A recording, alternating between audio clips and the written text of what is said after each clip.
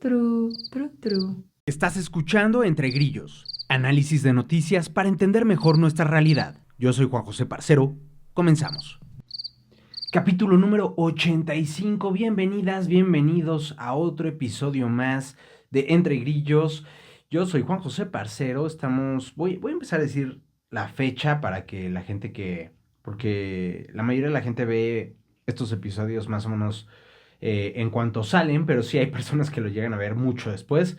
Entonces, voy a empezar a dar la fecha de cuando esté grabando esto y también lo voy a poner en la descripción del video por si les sirve. Hoy es 16 de enero de 2025, jueves. Y pues tenemos mucho de qué hablar. Vamos a hablar sobre cómo México ultima los preparativos para el inicio de la segunda presidencia de Donald Trump. Vamos a platicar también con Dalia Greenberg sobre el Plan México y a ver, en nuestra opinión, si apunta hacia la dirección correcta o no, y si creemos que es realista el plan México que saca Claudia Sheinbaum, del cual ya platicamos también un poco la semana pasada. También vamos a hablar sobre esta entrevista que hizo María Scherer al Mayo Zambada hace ya algunos meses, pero que apenas se da a conocer justo antes de que lo agarraran, precisamente, justo antes de que lo secuestraran y se lo llevaran a Estados Unidos. María Scherer entrevista al Mayo, al capo, al que su padre hace ya, pues, como 15 años, habría entrevistado su papá, Julio Scherer. También vamos a hablar de Sheinbaum que retoma el modelo de compra de medicamentos siempre sí. Resulta que medidas que echó atrás el gobierno de López Obrador, la compra de medicamentos, las guarderías del IMSS, entre otras medidas, Sheinbaum está revirtiendo esto y volviendo a lo que teníamos. Y pues está en veremos el alto al fuego en Gaza. Este episodio se está grabando en jueves, se va a subir en jueves. Y pues mañana viernes, este viernes vamos a tener ya la información de si el gabinete de Benjamín Netanyahu, el primer ministro de Israel, aprueba o no el alto al fuego con Hamas. Y finalmente, pues una notita ahí que pasa desapercibida, pero pues ya hay alguien que levanta la mano, un posible comprador para TikTok en Estados Unidos, a apenas unos días de que la aplicación sea prohibida en Estados Unidos. Y también interesante, por ahí hay rumores de que Donald Trump podría estar pensando en pues meterle pausa a este tema de la prohibición de TikTok, que si nada cambia, si nadie la compra, si Donald Trump, que todavía no es presidente, no dice nada, si la Suprema Corte no dice nada, la Suprema Corte de Estados Unidos, TikTok quedaría prohibida a partir de este mismo domingo 19 de enero, ¿no? Entonces vamos a ver qué pasa, porque este es un temazo allá. Y pues bueno, ¿no? De cierta manera tiene repercusiones en otros lados. Así que vámonos con toda la información. Bueno, como les decía, están ya en lo que yo quisiera pensar que es la fase final, los preparativos para el inicio de la presidencia de Donald Trump, particularmente por los efectos que esto tendrá en México en tres temas, que son la migración, con esta amenaza de deportación masiva de migrantes, los aranceles que Trump, pues ya sabemos que le encanta amenazar con una guerra comercial y que ha dicho que le va a poner a México, y también las acciones que tomaría la administración del republicano frente a los cárteles de la droga. Estos son los tres temas más preocupantes cuya preocupación es más inmediata para México. Vamos por partes. Este tema de la migración, no crean que pues, se están esperando a que llegue Donald Trump para hacerlo. Ya hay denuncias de redadas, o sea, están aumentando las redadas para ya tener a migrantes listos para las deportaciones masivas en cuanto Donald Trump llegue a la presidencia, no solo en estados republicanos, sino también, por ejemplo, tenemos el caso de California, que es considerado un estado santuario para los migrantes y donde ya hay denuncias de redadas. Ya en Palacio Nacional esta semana hubo una reunión de emergencia entre la presidenta y el gabinete para atender este tema. Hubo un llamado de los gobernadores de la oposición a cerrar las filas en torno a Claudia Sheinbaum, no solo con el tema de los migrantes, vaya, sino en general con todos los retos que enfrenta la presidenta en este arranque de sexenio.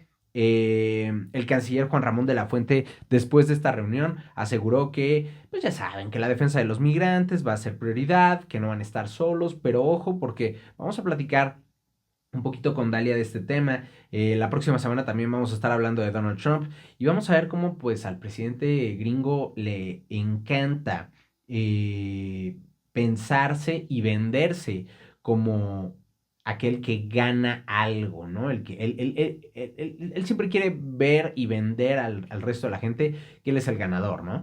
Y este tema de la migración ha sido un tema súper importante en su retórica. Claudia Sheinbaum por ahora lo ha tomado como una bandera, vaya, terminó el discurso del domingo pasado, terminó el discurso con el himno migrante y prometiendo garantías a los migrantes.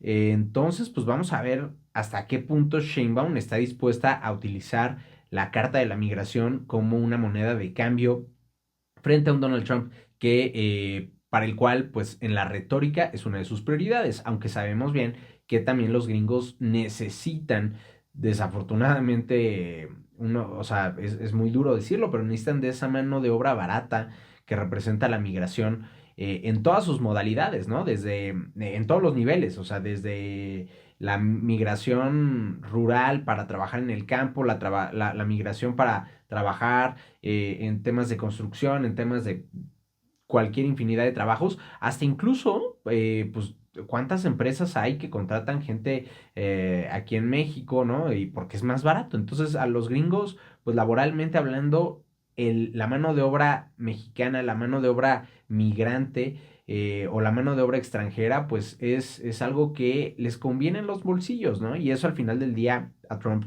pues también le importa, ¿no? O sea, como empresario directamente, pero más allá de como empresario, sabe de la importancia de esto, ¿no? Entonces, bueno, vamos a ver cómo se va moviendo este tema de la migración, tema muy importante para todos, principalmente por el tema humanitario.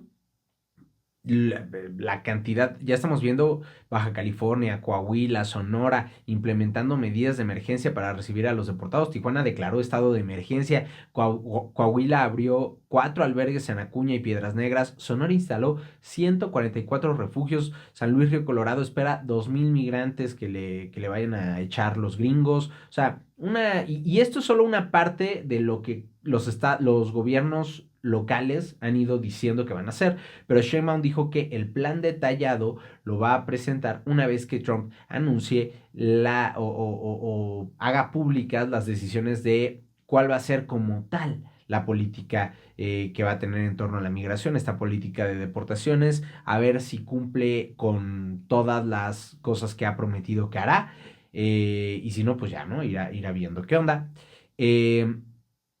De hecho, también Claudia Sheinbaum tuvo un diálogo con el presidente guatemalteco Bernardo Arévalo sobre desarrollo y migración. Arévalo presentó este proyecto de retorno al hogar, que es un programa para o sea, para repatriar a los guatemaltecos con dignidad.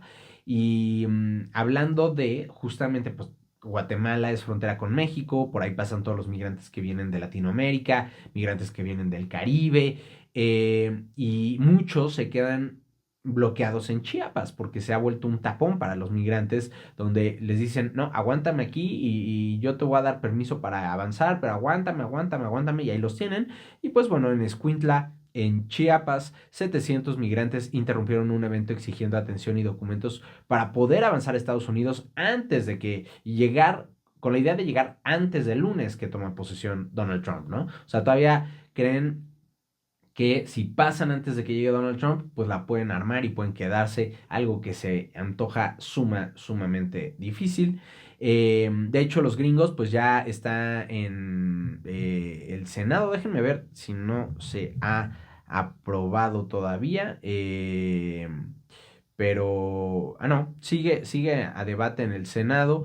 eh, la ley Laken Riley, un proyecto de ley de migración propuesto por Donald Trump, que ordena que se detenga o sea, es una detención federal sin fianza a cualquier migrante que sea arrestado por cualquier delito relacionado con robo, sin que considere que si después retiran los cargos, resulta que no era cierto ni nada, los liberen. O sea, si a ti alguien te acusa de robo, no importa si sí robaste o no robaste o al final lo que sea, no importa. Si te acusan, vas a poder ser sujeto a una detención federal, eh, lo que significa que cualquier persona detenida por robo podría, o por cualquier delito relacionado a robo, podría ser deportado antes siquiera de que tenga la oportunidad de defenderse ante un tribunal. Es decir, no importa si eres inocente o no, si alguien te acusa de robo y te detienen, te pueden deportar. Así de fácil. Esto, proyecto de ley, pues también incluye, por ejemplo, a migrantes menores de edad, a los dreamers, los chavitos que se fueron desde niños y que llevan toda la vida creciendo, habiendo vivido en Estados Unidos, a ellos también los afecta, a aquellos que tienen estatus de protección temporal, a quien absolutamente sea, no hay excepción para nadie. Es una cosa brutal porque es deportar a quien, si eres migrante, ya, y alguien te acusa, ya valiste. eh, Serás deportado. Bueno, el proyecto también permite que un fiscal general estatal, cada estado tiene a sus fiscales, un fiscal estatal pueda presentar una demanda para bloquear las visas a personas de países que no cooperen con Estados Unidos en la aceptación de deportados. O sea, ojo a México, ¿no? Porque pues aquí, por ejemplo, está en la lista China, India, Rusia, países que no aceptan que le regresen a los migrantes tan fácilmente. Pero, pues, por ejemplo, si México se niega a ser tercer país seguro, pueden bloquear todas las visas. O al menos así lo contempla la ley. Vamos a ver ya que se apruebe en el Senado qué pasa, ¿no? Pero así está contemplada la ley hasta ahora. El proyecto se llama Laken Riley, y esto es un simbolismo bastante importante. Se llama Laken Riley porque es el nombre de una estudiante de enfermería de Georgia que fue asesinada el año pasado por José Ibarra, un inmigrante indocumentado venezolano que había sido detenido anteriormente por delitos que incluían robo en tiendas y poner en peligro a un menor. Y debido a estos antecedentes de los arrestos que hubo contra este venezolano Ibarra, el caso se volvió muy célebre, particularmente entre los seguidores de Donald Trump, ¿no? Entonces, se están agarrando de ahí de, ven, los migrantes vienen a matarnos y además migrantes que son criminales y que les permitimos que se quedaran en el país cuando debimos haberlos expulsado. Por eso hay que, ante cualquier delito que cometa un migrante, expulsarlo del país inmediatamente. No importa si luego se demuestra que era inocente o no, o sea, con que se le acuse nada más. O sea, de estos temas muy polémicos porque pues matan a alguien y se siente muy personal y lo aprovechan para hacer una política sumamente discriminatoria, ¿no? Y bueno, eso en el tema migrante. En el tema de aranceles, Trump anunció que va a crear una nueva agencia llamada Servicio de Ingresos Externos para recaudar los aranceles que le cobra a otros países, ¿no? Algo así como entre un SAT y una aduana gringa, pero diferente a lo que ya hay. La presidenta Sheinbaum, ya le habíamos platicado aquí, les habíamos platicado a todos ustedes, que en este tema económico tiene una estrategia, que es el Plan México, que anuncia antes de que Trump detalle qué va a llevar a cabo. Una apuesta un poco arriesgada, pero donde Sheinbaum pareciera estar diciendo, no me importa un poco, hasta cierto punto qué vaya a hacer Trump, yo tengo mi plan claro, mi plan es este, y el plan conlleva el venderle a Donald Trump el cuento de que ese proteccionismo que tanto anhela Donald Trump es un proteccionismo que tiene que ser regional, tiene que ser de Norteamérica cara a cara con Asia, ¿no? O sea, no es un proteccionismo, le está diciendo a los gringos, no es México contra Estados Unidos, nosotros somos equipo y el verdadero enemigo es Asia, es China. Entonces, nosotros te vamos a ayudar a hacerle frente a China. Somos necesarios. Es una apuesta que me parece adecuada, me parece buena.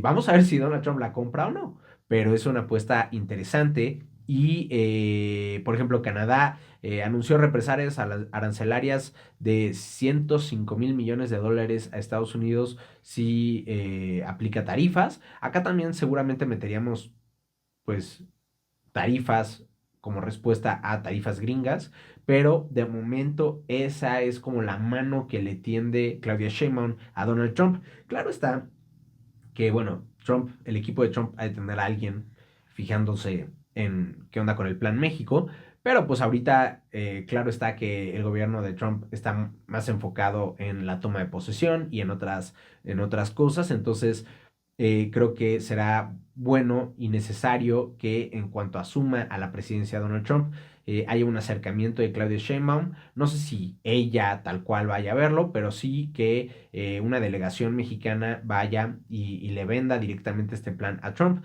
Y aquí me interesa mucho, no voy a adentrarme, pero me interesa mucho el cómo se haga esto, porque hay que tener bien estudiado a Donald Trump. Ya tenemos mucha información de Donald Trump, mucha experiencia con él, entonces podemos utilizar eso a nuestro favor.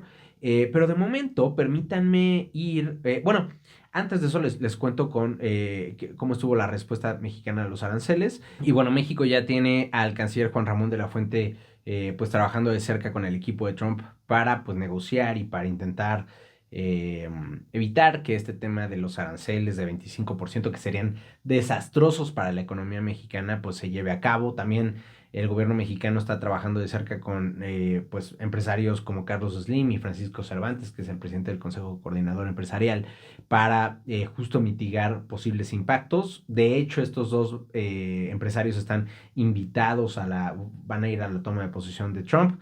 Eh, Aquí se ha armado un debate de que, ay, no invito a Sheinbaum, ¿no? La verdad es que, o sea, los gringos no suelen invitar a muchos presidentes o a casi ningún presidente a sus tomas de posesión. Y acá Trump sí invitó a algunos presidentes, pero supuestamente, según la vocería argentina, invitó al presidente de Argentina, Javier Milei, a Bukele de El Salvador, a Noboa de Ecuador, a esta Giorgia Meloni de Italia, a puro presidente como de ultraderecha. eh, entonces, la verdad es que, pues, a mí no me parece. O sea, yo me hubiera sentido incómodo siendo Sheinbaum de que me invitaran a esa lista, ¿no? Y no creo que afecte en lo más mínimo. O sea, más bien, eventualmente Sheinbaum tendrá que ir o no sé, o hablarán o a ver qué pasa, pero me interesa más lo que haya en una reunión cara a cara, ¿no? En una reunión uno a uno. Eso sí, el dólar, pues ahorita está subiendo bastante, está pegándole a los 21 al mayoreo y al menudeo, pues ya está en más de 21, 21.35, por ahí andaba hoy. Mientras que pues la economía mexicana pues parece que no va a crecer a los niveles que tenía pensado Claudia Sheinbaum, que pues vamos a ver ahorita con lo del Plan México, cómo es que para que se lleve a cabo este Plan México, para que se cumpla, tendría que crecer a un promedio de entre 3.7 y 4.5% y pues el Banco Mundial prevé que para este año la economía mexicana va a crecer 1.5%, un escenario que es realista conforme a lo que hemos visto recientemente. Por cierto, aquí, y antes de ir ya al Plan México, ojo con el reportaje que saca Latinus, en el que revela que el gobierno de Sonora, encabezado por Alfonso Durazo, el morenista Alfonso Durazo, otorgó a una empresa china un terreno al lado de la frontera, cerquita de la frontera, y le dio exención de impuestos y demás para que pudiera pues exportar sus productos, que son gorras y así, a Estados Unidos. O sea, te pongo ahí al ladito de la frontera, lo que es el nearshoring, pero aquí el tema es que justo Trump pues ha sido muy crítico a este tipo de inversiones asiáticas, chinas particularmente, que vienen y se ponen como empresa mexicana, ¿no? Para producir o para vender cosas que se producen en China tal vez y nada más las etiquetan aquí en México. En fin, hay una infinidad de modalidades y esos productos luego se meten a Estados Unidos libres de impuestos a través del Telecán. Y el tema aquí es que esa empresa china se llama Mainland Headwear.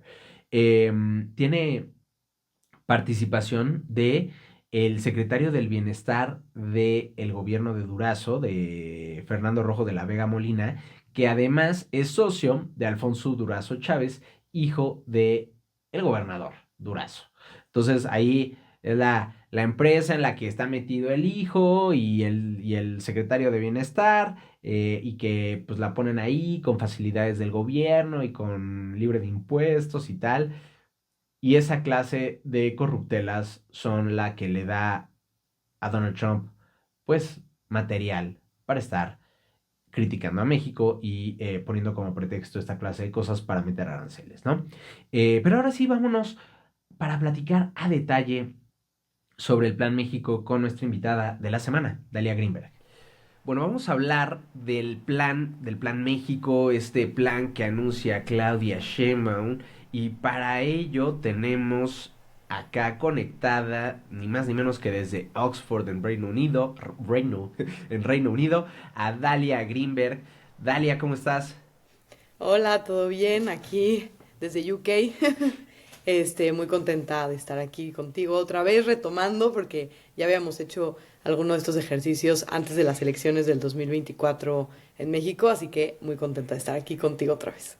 Excelente, Dalia. Muchas gracias por venir, por estar aquí con el público de Entre Grillos. Dalia es internacionalista, está estudiando una maestría en políticas públicas y además es analista política. Pueden seguirla en sus redes. Dalia, ¿qué es? Dalia.Greenberg. Dalia.Greenberg en Sí, Instagram, Dalia Greenberg en TikTok.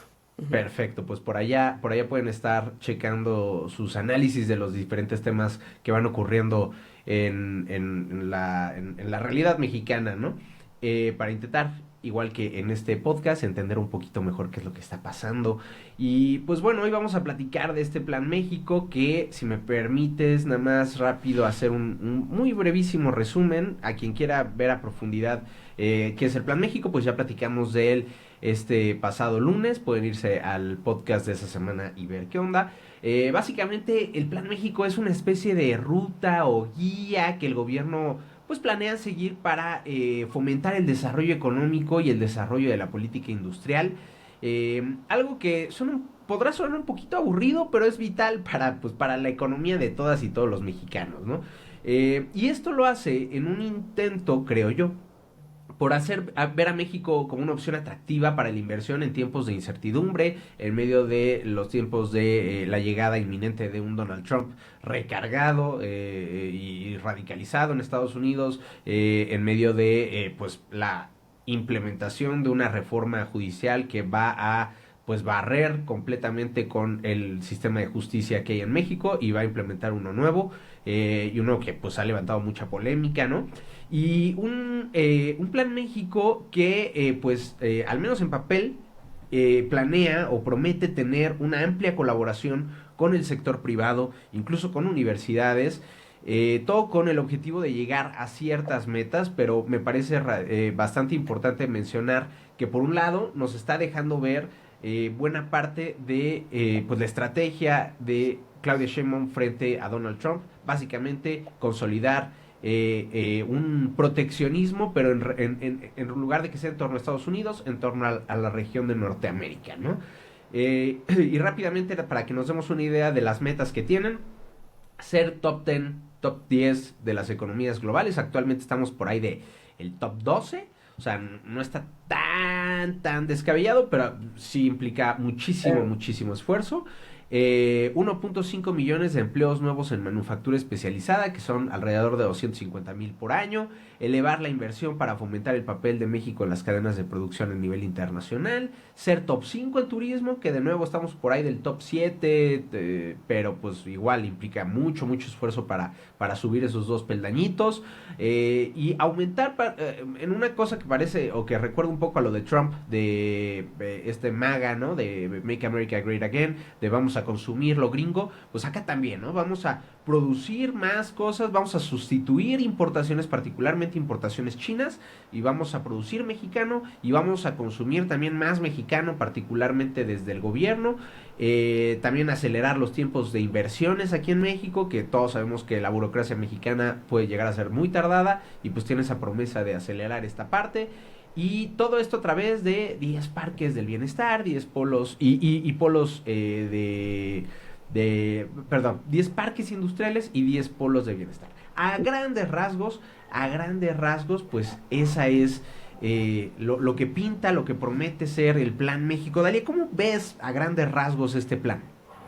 Pues justo, como mencionas, o sea, llega en este momento, es un plan que se lleva planeando 6 meses, más o menos, es lo que mencionaron, y es justo, ¿no? Es como esta ruta que se hizo junto con la iniciativa privada, que eso es muy importante, liderado por Altagracia Gómez, que pues ella hizo como este consejo de empresas para coordinar con el gobierno cómo van a, o sea, cómo van a responder ante yo creo que son como tres cosas importantes que están pasando. La primera, que se va, no es una renegociación, es como una revisión. Todo el mundo dice renegociación, pero no, es una revisión del Tratado de Libre Comercio con Estados Unidos y Canadá, que a Trump le encanta amenazarnos con ese tratado. No se va a eliminar ese tratado, o sea, sino que se pueden cambiar ciertas cosas, porque cuando se aprobó en la administración pasada de Trump, se quedó que en unos periodos de tiempo se tenía que revisar. Eso es lo que va a pasar en 2026. Luego, otra cosa, pues es claro la llegada de Donald Trump al poder. Y con ello, todas las amenazas que ha hecho en los últimos meses, desde que ganó, de pues ponerle aranceles a los productos mexicanos, y también de pues como esta guerra comercial que hay entre Estados Unidos y China, y por esa guerra comercial el fenómeno que le llamamos nearshoring, que el fenómeno de nearshoring es que pues justo como por esta guerra comercial entre Estados Unidos y China, muchas, como para sustituir cosas que se hacen en Asia, muchas empresas se tienen que poner en México para como que de hacer como la cadena de suministro aquí en América y ya no tener que depender de las cadenas de suministro de Asia. Y ahora, una de las grandes críticas que ha habido es que en realidad México no tenía una estrategia para aprovechar el nearshoring. Como que el nearshoring es un fenómeno que está pasando y muchas veces el gobierno decía como, es que vean cómo hemos crecido en esto por el nearshoring. Y es como, sí, pero Pero nunca nada hicimos más nada. porque solito. Es solito, exacto. Es Nunca como hicimos esa, nada. es como esa máxima de la mejor política industrial es no tener política industrial o sea, así lo dejaron ser, ¿no? Así, Lo dejaron que ser. la mano invisible lo haga. Exacto. Entonces hubo un poco de críticas en ese sentido porque tenemos una oportunidad de oro, de verdad, de realmente crecer muchísimo, poniendo muchas industrias en México y que la economía de Estados Unidos, la economía de las más grandes del mundo, dependa de nosotros literal. Pero había como muchas críticas de que no se había hecho nada. Entonces, esto en ese sentido, en este Plan México, es una buena noticia, porque vemos un plan o un intento de plan, porque tampoco está clarísimo, como que todavía Claudia habló como de que todavía es un proceso, ¿no? O sea, que todavía faltan como ciertas cosas de aclarar como más específicas. Esto es como nada más como la ruta general, pero es una buena noticia porque hay una ruta de pues aprovecharnos de esta situación del nearshoring. Sí, Entonces creo que esas son totalmente. las tres cosas como eh, pues justamente pues, que nos hacen como llegar a este momento que pues es buena noticia y es buen momento para sacar este plan que también se hizo en tiempo récord. O sea, Ah, Claudia ah, acaba de entrar y ya lo sacaron. ya lo sacaron. Ujú. Ahora, o sea, sí, tipo récord, aunque también vaya, ¿no? O sea, con mucha, o sea, es un plan que es diferente a lo visto con Andrés Manuel López Obrador, en el sentido de que nos está dando mucho más, o sea, en plan, ahora sí que en plan, el plan, porque pues nos está dando ya esta ruta más o menos clara, digo más o menos porque no tenemos a detalle A detalle. cómo, ¿no? Ujú. O sea, tenemos lo que se quiere lograr, pero no tenemos bien bien cómo lo van a hacer. pero sí también muy importante que tiene metas muy específicas, cuantificables, ¿no? 1 millón de Exacto. empleos, crecimiento de tanto por ciento, ta, ta, ta, ta, ta. En ese sentido sí estamos viendo algo diferente a lo visto con AMLO, pero también, bueno, ¿no? En plan continuidad a lo visto, mucha continuidad en términos generales de lo que ha sido este gobierno, entonces en ese sentido creo que también facilitaba mucho el que se hiciera rápido, pero aquí quiero, ya hablamos tú y yo de Donald Trump, pero ¿cómo ves qué tan posible es llevar a cabo este plan México cuando tanto de México depende de Donald Trump? Porque ya hablaste del nearshoring, ¿no? Pero el Ujú. nearshoring, por ejemplo, pues el nearshoring en buena medida son empresas, algunas sí empresas gringas que se vienen aquí a México para bajar costos, pero la mayoría del nearshoring son empresas asiáticas, es inversión asiática que se viene a México y es lo que ha criticado tanto a Donald Trump de que, los gringos están utilizando, digo, los chinos están utilizando a México como puerta trasera para entrar al mercado gringo, ¿no? Un Donald Trump que si bien, ya decías, ¿no? Todo el mundo dice renegociar el TEMEC, no es cierto, lo que se va a hacer es revisar el TEMEC, Ujú. pero al mismo tiempo, apenas hace una semana sale esta noticia de que Trump estaba considerando declarar emergencia económica nacional para utilizar los poderes presidenciales y meter aranceles en todo lo que él quisiera con México y con todo el mundo. O sea, prácticamente a- a- tirando a la basura el Temec, ¿no? Algo que pues puede hacer, ¿no? Puede hacer y México, tristemente, ya sea dentro o fuera del marco del Temec, pues no tiene mucho que hacer, o sea, podemos demandar y podemos poner aranceles también, pero nosotros salimos perdiendo más de lo que los gringos salen perdiendo. Entonces, Sí. ¿hasta qué Este tema es, punto sí, podemos hacer nosotros algo frente a Donald Trump? ¿O tenemos que reaccionar a Donald Trump? el tema de la llegada de Trump, de verdad, es un tema que, o sea, creo que llega mucho más como fortalecido en muchos sentidos, o sea, también porque tiene como, por ejemplo, el control del Congreso, ya no tiene mucho, ya no tiene nada que perder, como ya no se puede volver a reelegir, ya es su último mandato y va a hacer lo que quiere y también llega como mucho más radical, ¿no? O sea, como por su nombramiento, por ejemplo, del vicepresidente, antes tenía a Mike Pence, que es un poco más como moderado, ahorita su gabinete es una locura, como lo radical, y entonces Sí, obviamente asusta mucho, mucho, mucho, mucho. Ahora, también es real que esta amenaza ya la ha hecho y que es como para negociar otras cosas. Y yo creo que Claudia sabe, y Marcelo y el equipo. Marcelo, por ejemplo, ya ha lidiado con él. sí. Entonces, como lo que parece, y lo que pasó la vez pasada, como un poco para contexto, es que Trump amenazó de que iba a poner aranceles y entonces México, para que no ponga los aranceles, mandó como a la Guardia Nacional a frenar la migración. Y entonces, gracias a que México funcionó como muralla para frenar la migración a Estados Unidos, entonces ya no nos pusieron aranceles. Entonces, hay como esta idea de que esto vuelva a pasar, ¿no? De que busquemos, o sea, que con algo que haga México, entonces vamos a evitar. Sí, una moneda de cambio, ¿no? O sea, Exacto, una moneda de cambio. Vamos a evitar que esto de los aranceles sea grave. Ahora, yo sí creo que va a poner algo, o sea, que algo va a pasar, no es que no va a pasar nada, pero así como está diciendo de que le va a poner 25% a a todo todos, lo no. ves poco Eso probable. lo veo muy poco probable y no porque no quiera, sino porque, ¿sabes la cantidad de dinero involucrado de las empresas que dependen de la importación y exportación? Por ejemplo, General No, Motors, claro. por ejemplo, ¿no? Son estas empresas que literalmente funcionan mandando productos de México a Estados Unidos, de Estados Unidos a México. No hay tantos intereses económicos involucrados en que haya libre comercio, o sea, que no haya aranceles. A esto significa, ¿no? Como siento que eso, el libre comercio, ¿no? Es que no haya aranceles, que no tengas que pagar nada cuando importas y exportas, ¿no?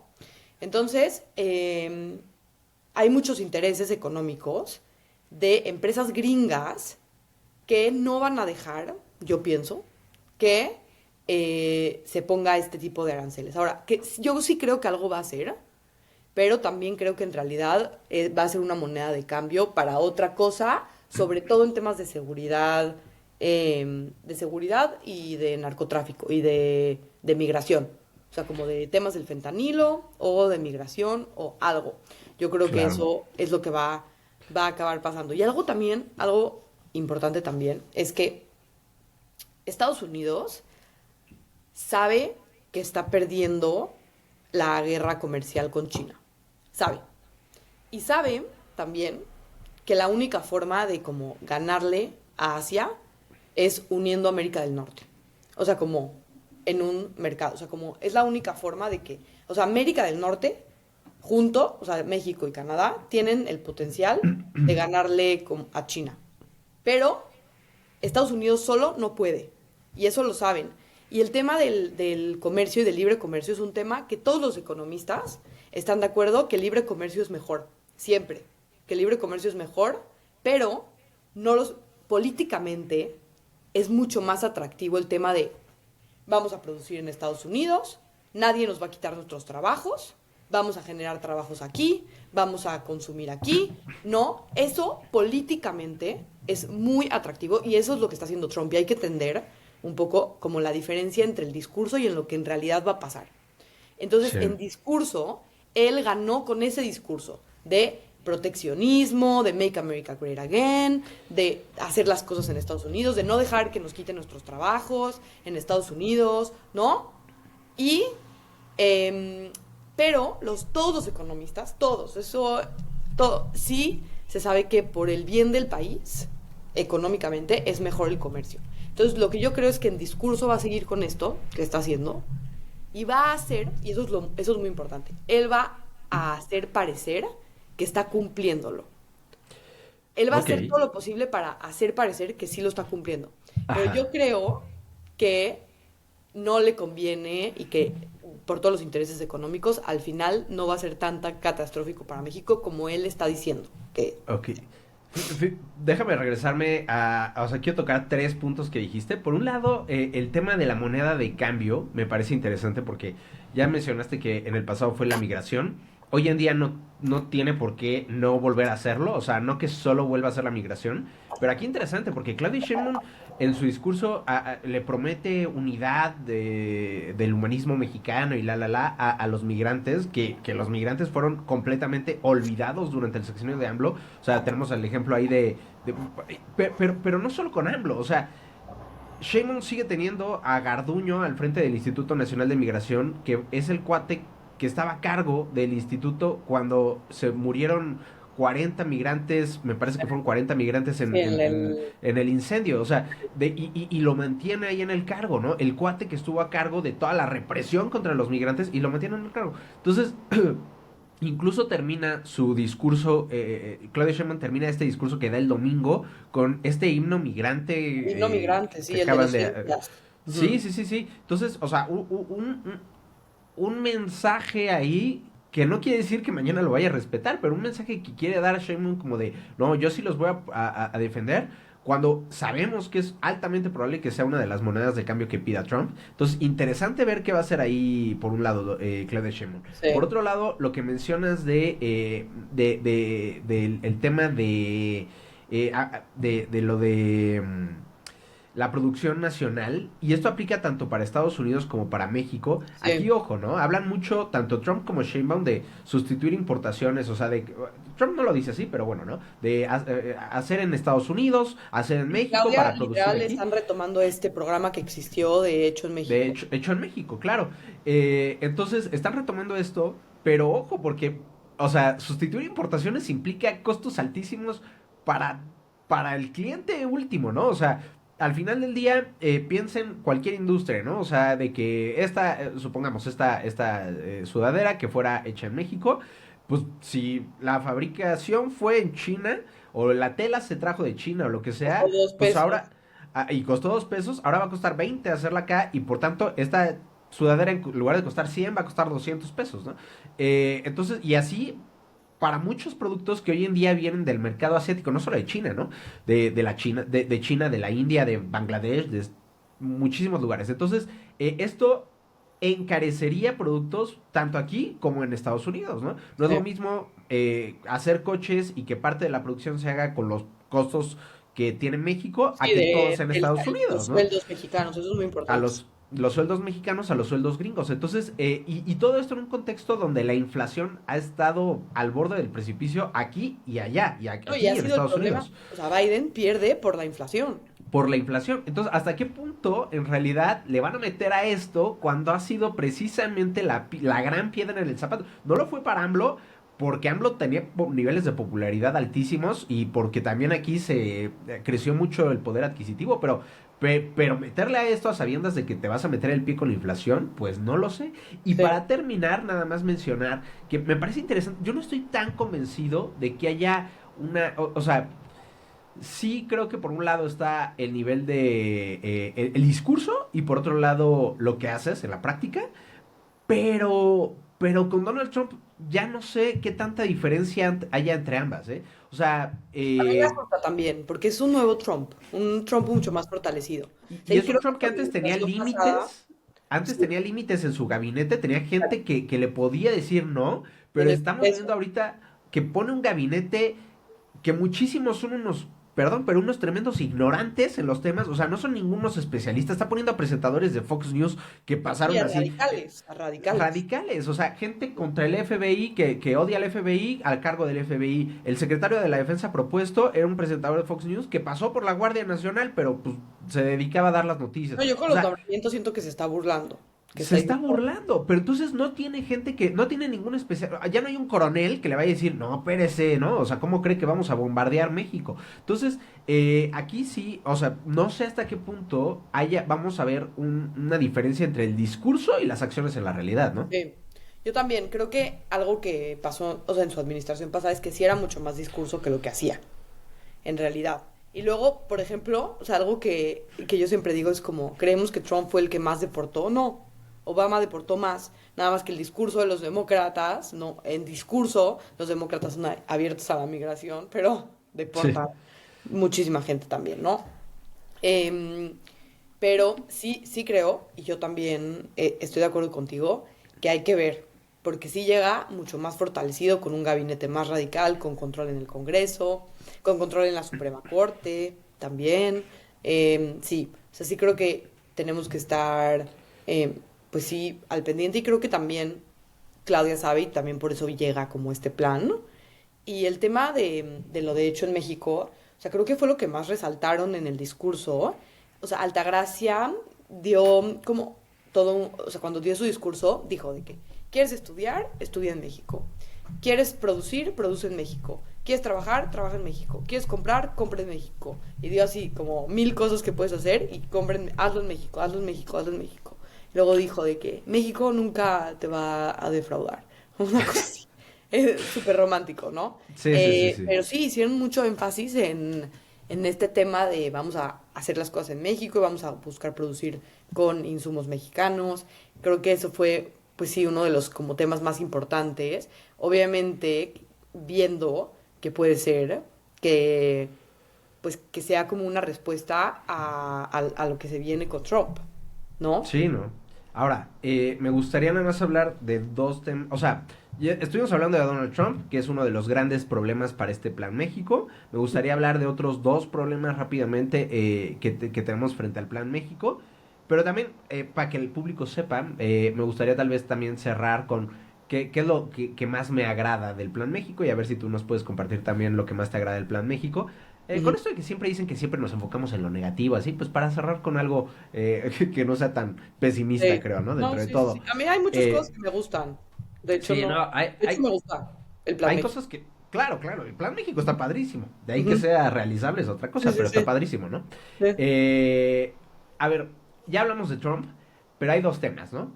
Por un lado está el tema de la crisis de inseguridad, que no es nueva, que hereda y lo que queramos, pero de la crisis de inseguridad que hay en México y Sí. que estamos viendo a un país completamente enfocado en el tema de pacificar, ¿no? O sea, de hecho, de lo único de lo que hablan es de bajar homicidios, ¿no? Que Sí. está bien porque es como la expresión última o la expresión máxima de violencia que hay, Sí, porque no pero hay la mayor violencia que inseguridad, quitarte, pero tanto. es mucho más allá, ¿no? Va mucho Y más allá, o luego, sea, por ejemplo, algo que estaba viendo el otro día es que dicen que redujeron los homicidios, pero las desapariciones.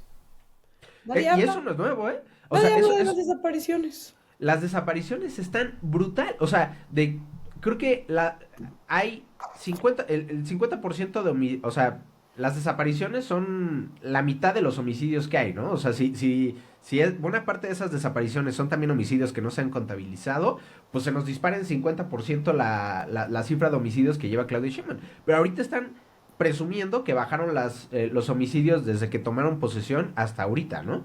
Que también ahí es engañoso porque están comparando entre meses que no es comparable y demás. Pero bueno, pero por un lado eso, cuando estamos viendo el caso de Sinaloa, ¿no? Que pues muchas veces pacificar no significa que haya de verdad seguridad, ¿no? O sea, el caso de Sinaloa nos recuerda que pues Sinaloa estaba bien tranquilo hasta que quitaron al capo y se empezaron a pelear entre los del cártel, ¿no?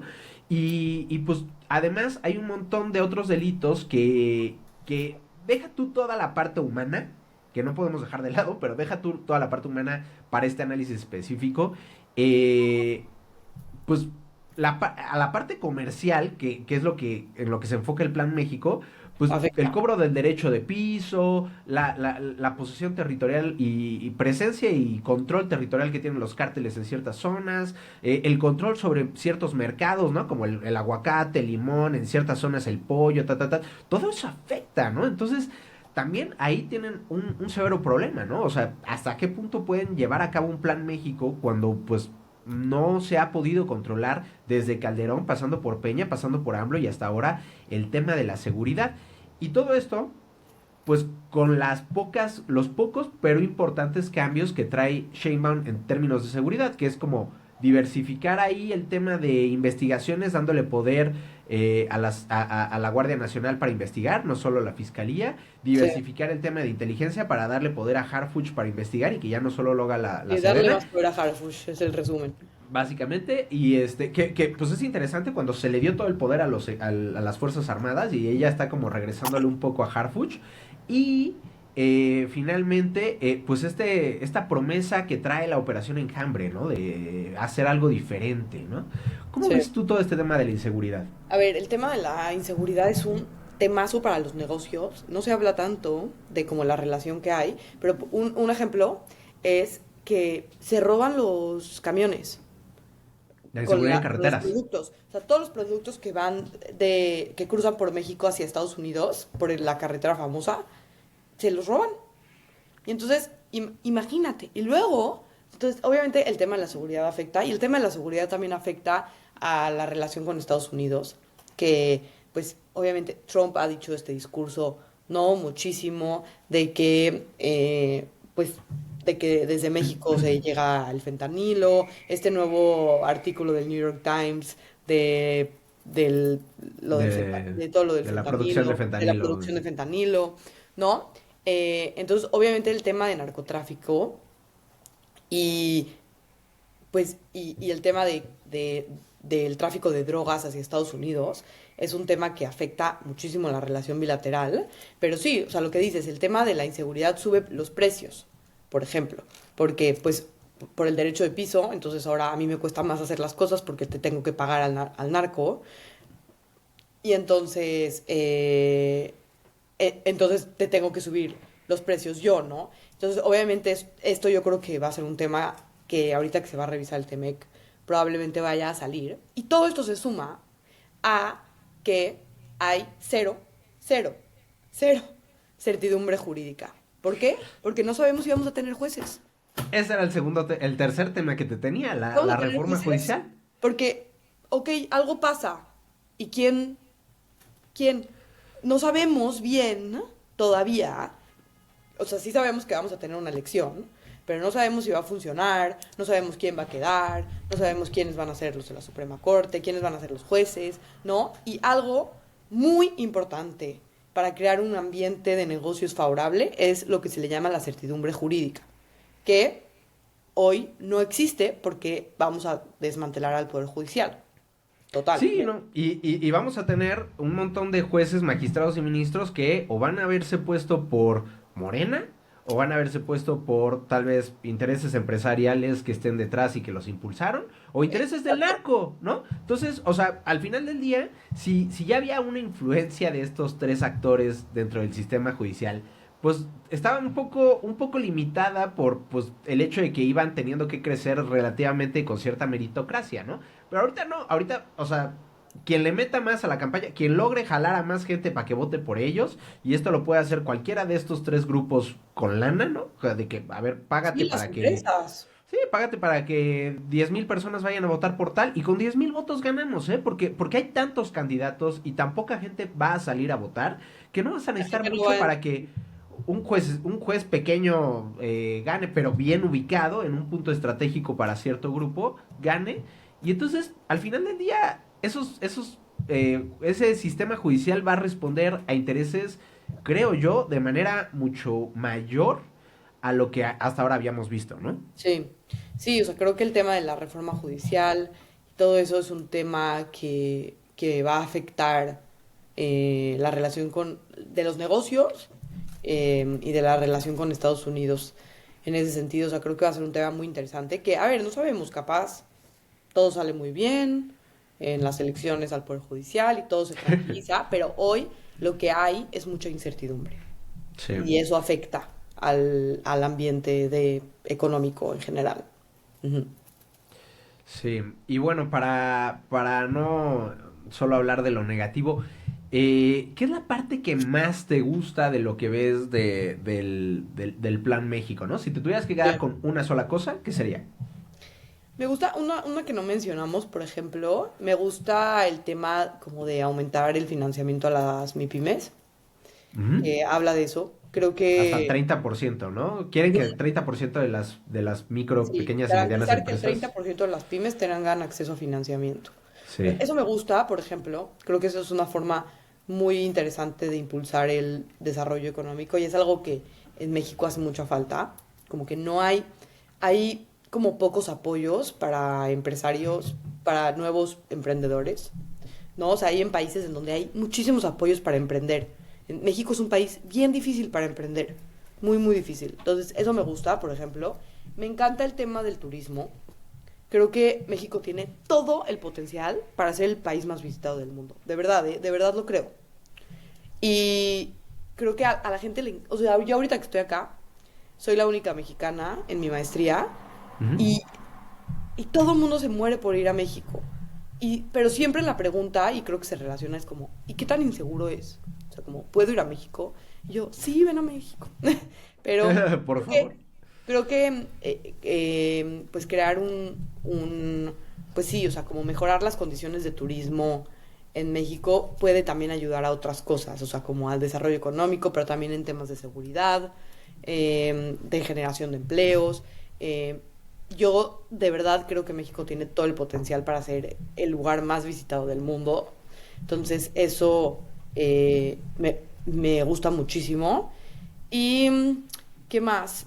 Pues sí, o sea, creo que el tema de llegar a ser top 10 economías es muy ambicioso, eh, pero lo fuimos. O sea, fuimos la economía 10 muchos años.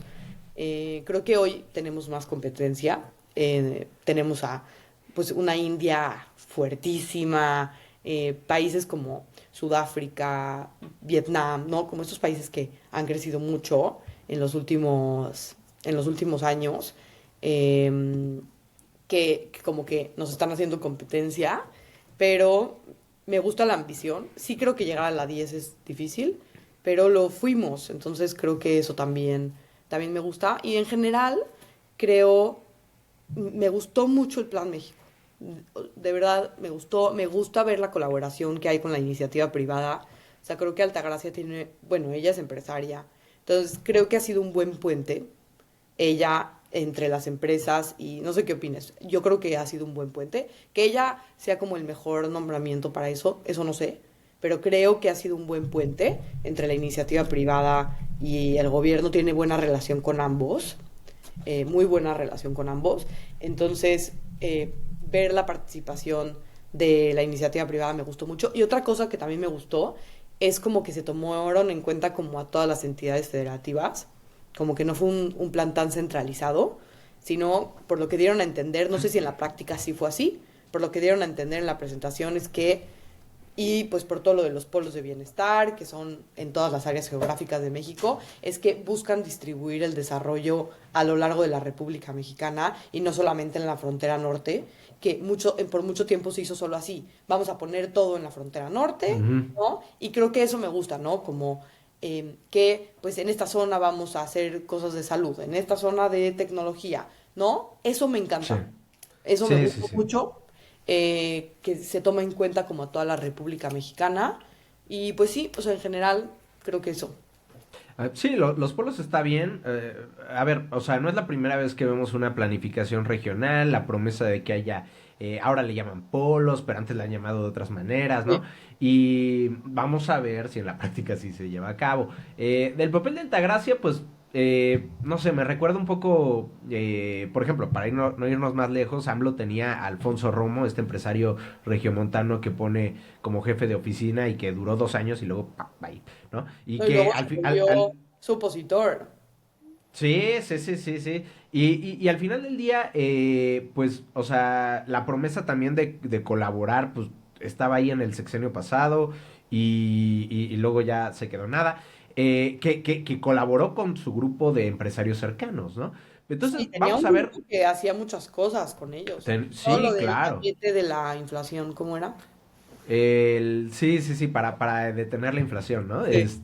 No me acuerdo cómo se llamaba, pero sí, o sea, entonces, han habido empresarios cercanos al poder en todos los sexenios. Vamos a ver si ahorita sí se abren. Lo que me llama la atención es que ahorita sí no se fue como AMLO, que se fue con los grandes empresarios, que Slim, que Azcárraga, que Salinas en ese momento, ¿no? Ella, Claudia, le da como una puerta abierta con Altagracia a otro nivel de empresarios, como no la cúpula. A mí lo del crecimiento me gusta y no me gusta, en plan, me gusta que se reconozca la importancia que tiene el crecimiento económico, porque sin crecimiento es muy difícil que haya redistribución, ¿no? O que haya una redistribución que no sea tan violenta. Entonces, para tú sacar a la gente de la pobreza, para tú redistribuir el dinero, pues necesitas crecer. Pero, pues sí, la meta, tengo entendido que para ser top 10 del mundo necesitaríamos crecer a un promedio de entre 3.7 y 4.5% anual, algo que no vemos desde el sexenio de Salinas de Gortari, ¿no? O No, sea, y lo que dicen es que vamos a crecer de que ni dos, creo. sí, no, ni dos, o sea, ahí te va. Con AMLO crecimos a 1%, con Peña a 2%, con Calderón a 1.4%, con Fox a 1.9%. O sea, llevamos Mal. 25 años de crecer a menos de 2%, ¿no? Y Sí, ahorita es como siempre el de, objetivo ha sido crecer a tres y no llegamos. nunca llegamos. Entonces, pues, o sea, está bien ponerte buenas metas, pero al mismo tiempo, si son metas que no vas a Poco llegar, realistas. pues entonces todo lo demás se desmorona, ¿no? Pero bueno, yo me quiero quedar con tres temas, considerando que también platicaste de tres temas que me gustan mucho. Por un lado, los proyectos de infraestructura hidráulica creo que son vitales para el futuro de México. Se Sí. habla de 17 proyectos de infraestructura, meterle 20,000 millones de pesos, y simplificar el tema de las concesiones, saneamiento de cuerpos de agua. Eso está muy bien. Es algo que ya se tuvo que hacer, y digo se tuvo porque pues las condiciones de sequías y demás obligaron al gobierno de AMLO a meterle a este tema. Eh, por otro lado, el tema de las energías limpias, y aquí es donde creo que más he visto un distanciamiento o una diferenciación de lo hecho por AMLO versus Claudia, que está prometiendo aumentar la participación de energías limpias en la producción de energía mexicana a más de la mitad. 53.4% de la participación serían energías limpias. Hoy está en 38% más o menos. Es algo que es factible y que tenemos todo el potencial para hacer, sobre todo con el desierto de Sonora y lo que implica para la energía solar, energías eólicas en muchos puntos específicos del país, pero pues requiere mucha lana y a la fecha el gobierno tiene bloqueada la inversión privada en ese rubro, ¿no? Entonces, a ver cómo le hacen si ahorita justo lo que no tenemos es lana. eh, y que están prometiendo inversión en muchas cosas, ¿no? Ay, vamos a meter la educación, pero la inversión en educación bajó. Acá vamos a meter la inversión en energía renovable, pero pues ¿de dónde? Porque en el proyecto pues no tenemos esa infraestructura, esa En el inversión, paquete ¿no? económico que se presentó no vienen esas cosas. No vienen esas cosas, ¿no? Y además donde en energía tenemos a Pemex, que sigue siendo la petrolera más endeudada del mundo, que es Sí. una papa caliente, CFE con los problemas de inversión, los límites a la inversión a la producción de energía privada, en fin. Entonces, está padre, pero ya en los comos, creo que ahora sí que aplicando la de el diablo se esconde en los detalles, ¿no? O sea, no tenemos el cómo se va a hacer todo esto. Y finalmente, me gusta mucho este tema de acelerar los tiempos de inversión. Me recuerda a lo que hizo Obama ahí con estos premios de Nobel de Economía, que es Cass Sunstein y tal, que, o sea, fue como meterle a este tema de hacer más eficiente lo que ya existe, ¿no? Sí, Simplificar como los la trámites. burocracia de todo eso. Ujú. Y que es súper importante, ¿no? O sea, prometen reducir los tiempos para invertir en México de 2.6 años a un año, lo cual pues haría mucho más atractivo invertir. Claro que esto tiene que ir de la mano con todo lo que ya platicamos, ¿no? Un sistema que judicialmente te dé seguridades, que en términos de seguridad también garantice tu inversión, que Trump no vaya a decir mañana se cierran las puertas con México. Entonces, muy limitado todo esto. En términos generales, ¿tú qué dirías? ¿Eres optimista o no tanto con... Viendo todo este panorama, o sea, Digo, las promesas y incluyendo Trump. esta ruta que plantean, pero con el camino que hay por delante, ¿cómo ves tú? ¿Serías más Hijo, optimista o más pesimista del... hijo. O sea, me gusta el Plan México. No, no, en general, de verdad que yo no soy pesimista, pero sí creo que la tenemos difícil por Trump. Sobre todo por eso. O sea, creo que por lo menos al principio va a estar difícil. Creo que va a haber una crisis migratoria. O sea, sí creo que nos van a deportar a muchísima gente y que no tenemos la capacidad de absorción de esos migrantes, que ojalá la tengamos, porque son migrantes calificados, o sea, que ya trabajaron en Estados Unidos, que podríamos absorberlos en México, pero no tenemos la capacidad de absorción. Sí, ¿dónde están los Eh, empleos, no? lo veo difícil, la verdad. O sea, veo difíciles los primeros años, pero por otro lado también sí veo la oportunidad del nearshoring y creo en la oportunidad del nearshoring y creo que si hay una buena planeación nos puede ir muy, muy, muy bien a México, pero para eso necesitamos a Estados Unidos. Entonces por eso me preocupa, sí me preocupa Trump, la verdad. Entonces no quiero decir como que soy optimista o no optimista, o sea, soy optimista en algunas cosas, pero en lo que sí diría que soy pesimista es en que sí definitivamente se viene difícil con Trump. Buenísimo. ¿Tú qué opinas? Yo, mira, más allá de lo que representa Morena con todo el poder que tiene y demás, porque pues para bien y para mal, Morena tiene todo el poder aquí en México que un gobierno puede desear. Entonces, o sea, a mí no me gusta eso, yo soy más de dividir el poder, pero creo que frente a la amenaza de Trump, creo que es como el mejor escenario posible porque garantiza como una respuesta más fuerte a las cosas que pueda llevar a cabo Trump y que vamos a ver desde el 20 de enero que toma posesión inmediatamente. Entonces, sí vamos a requerir de la capacidad para responder rápido, para responder unificadamente y eso lo tenemos. Pero bueno, más allá de lo que representa eso en sí solo para México, con Trump sí me cuesta, o sea, no veo muchos escenarios que puedan salir positivos para México. Al menos, o sea, veo estas ganas de mantener como cierto grado de dignidad, que está muy bien, ¿no? Desde la retórica de Sheinbaum, que también la tenía un poco AMLO, aunque AMLO era como más subía y bajaba.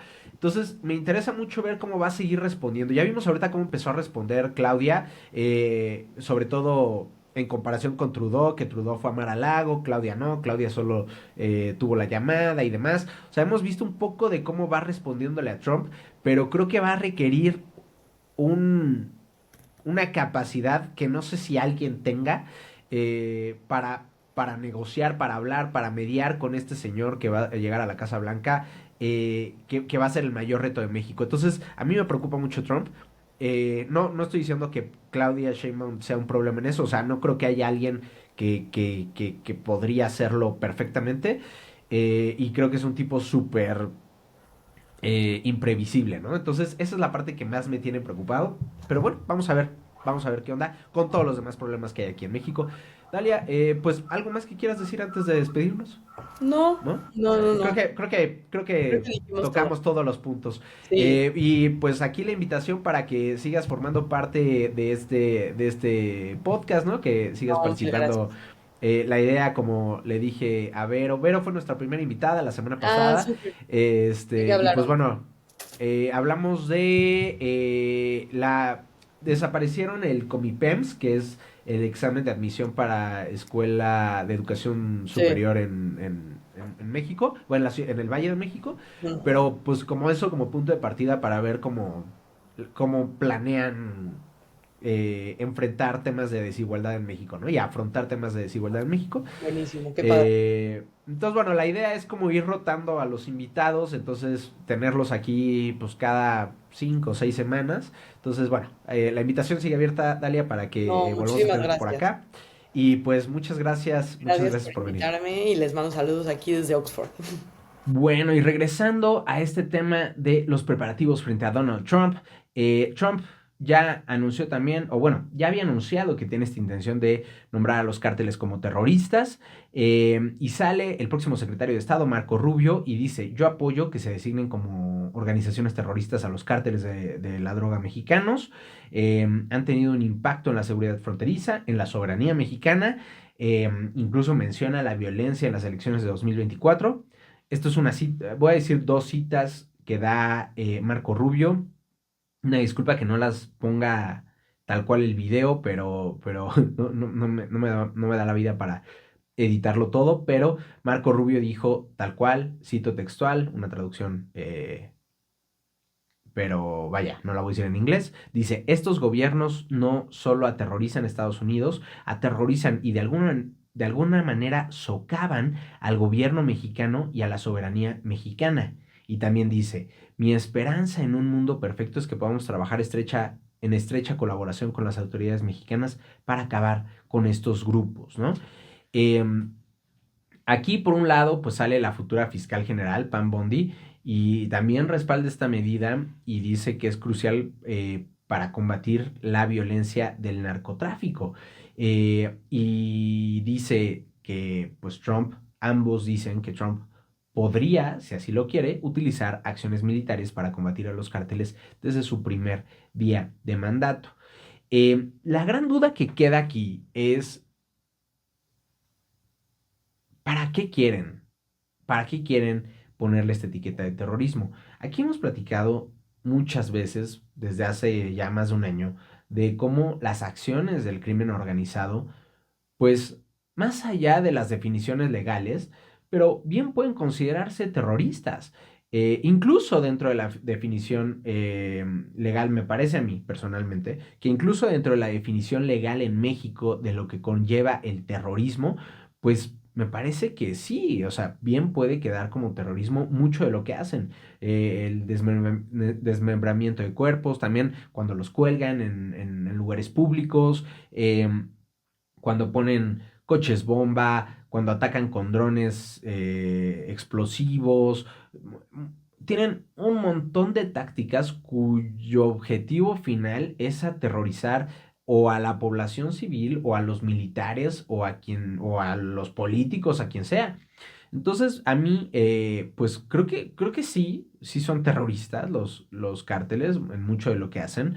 Pero la duda es, ¿para qué quiere Estados Unidos hacer eso? O sea, si es ponerle aquí en México jamás le van a poner terrorismo porque no creo que tenga la capacidad del Ministerio Público para justificar legalmente que a duras penas a veces tienen la capacidad legal para justificar lo obvio, ¿no? Temas de homicidio, temas de robo, mucho menos van a tener la capacidad para justificar un tema tan sutil y que está sujeto a interpretación como lo es el terrorismo.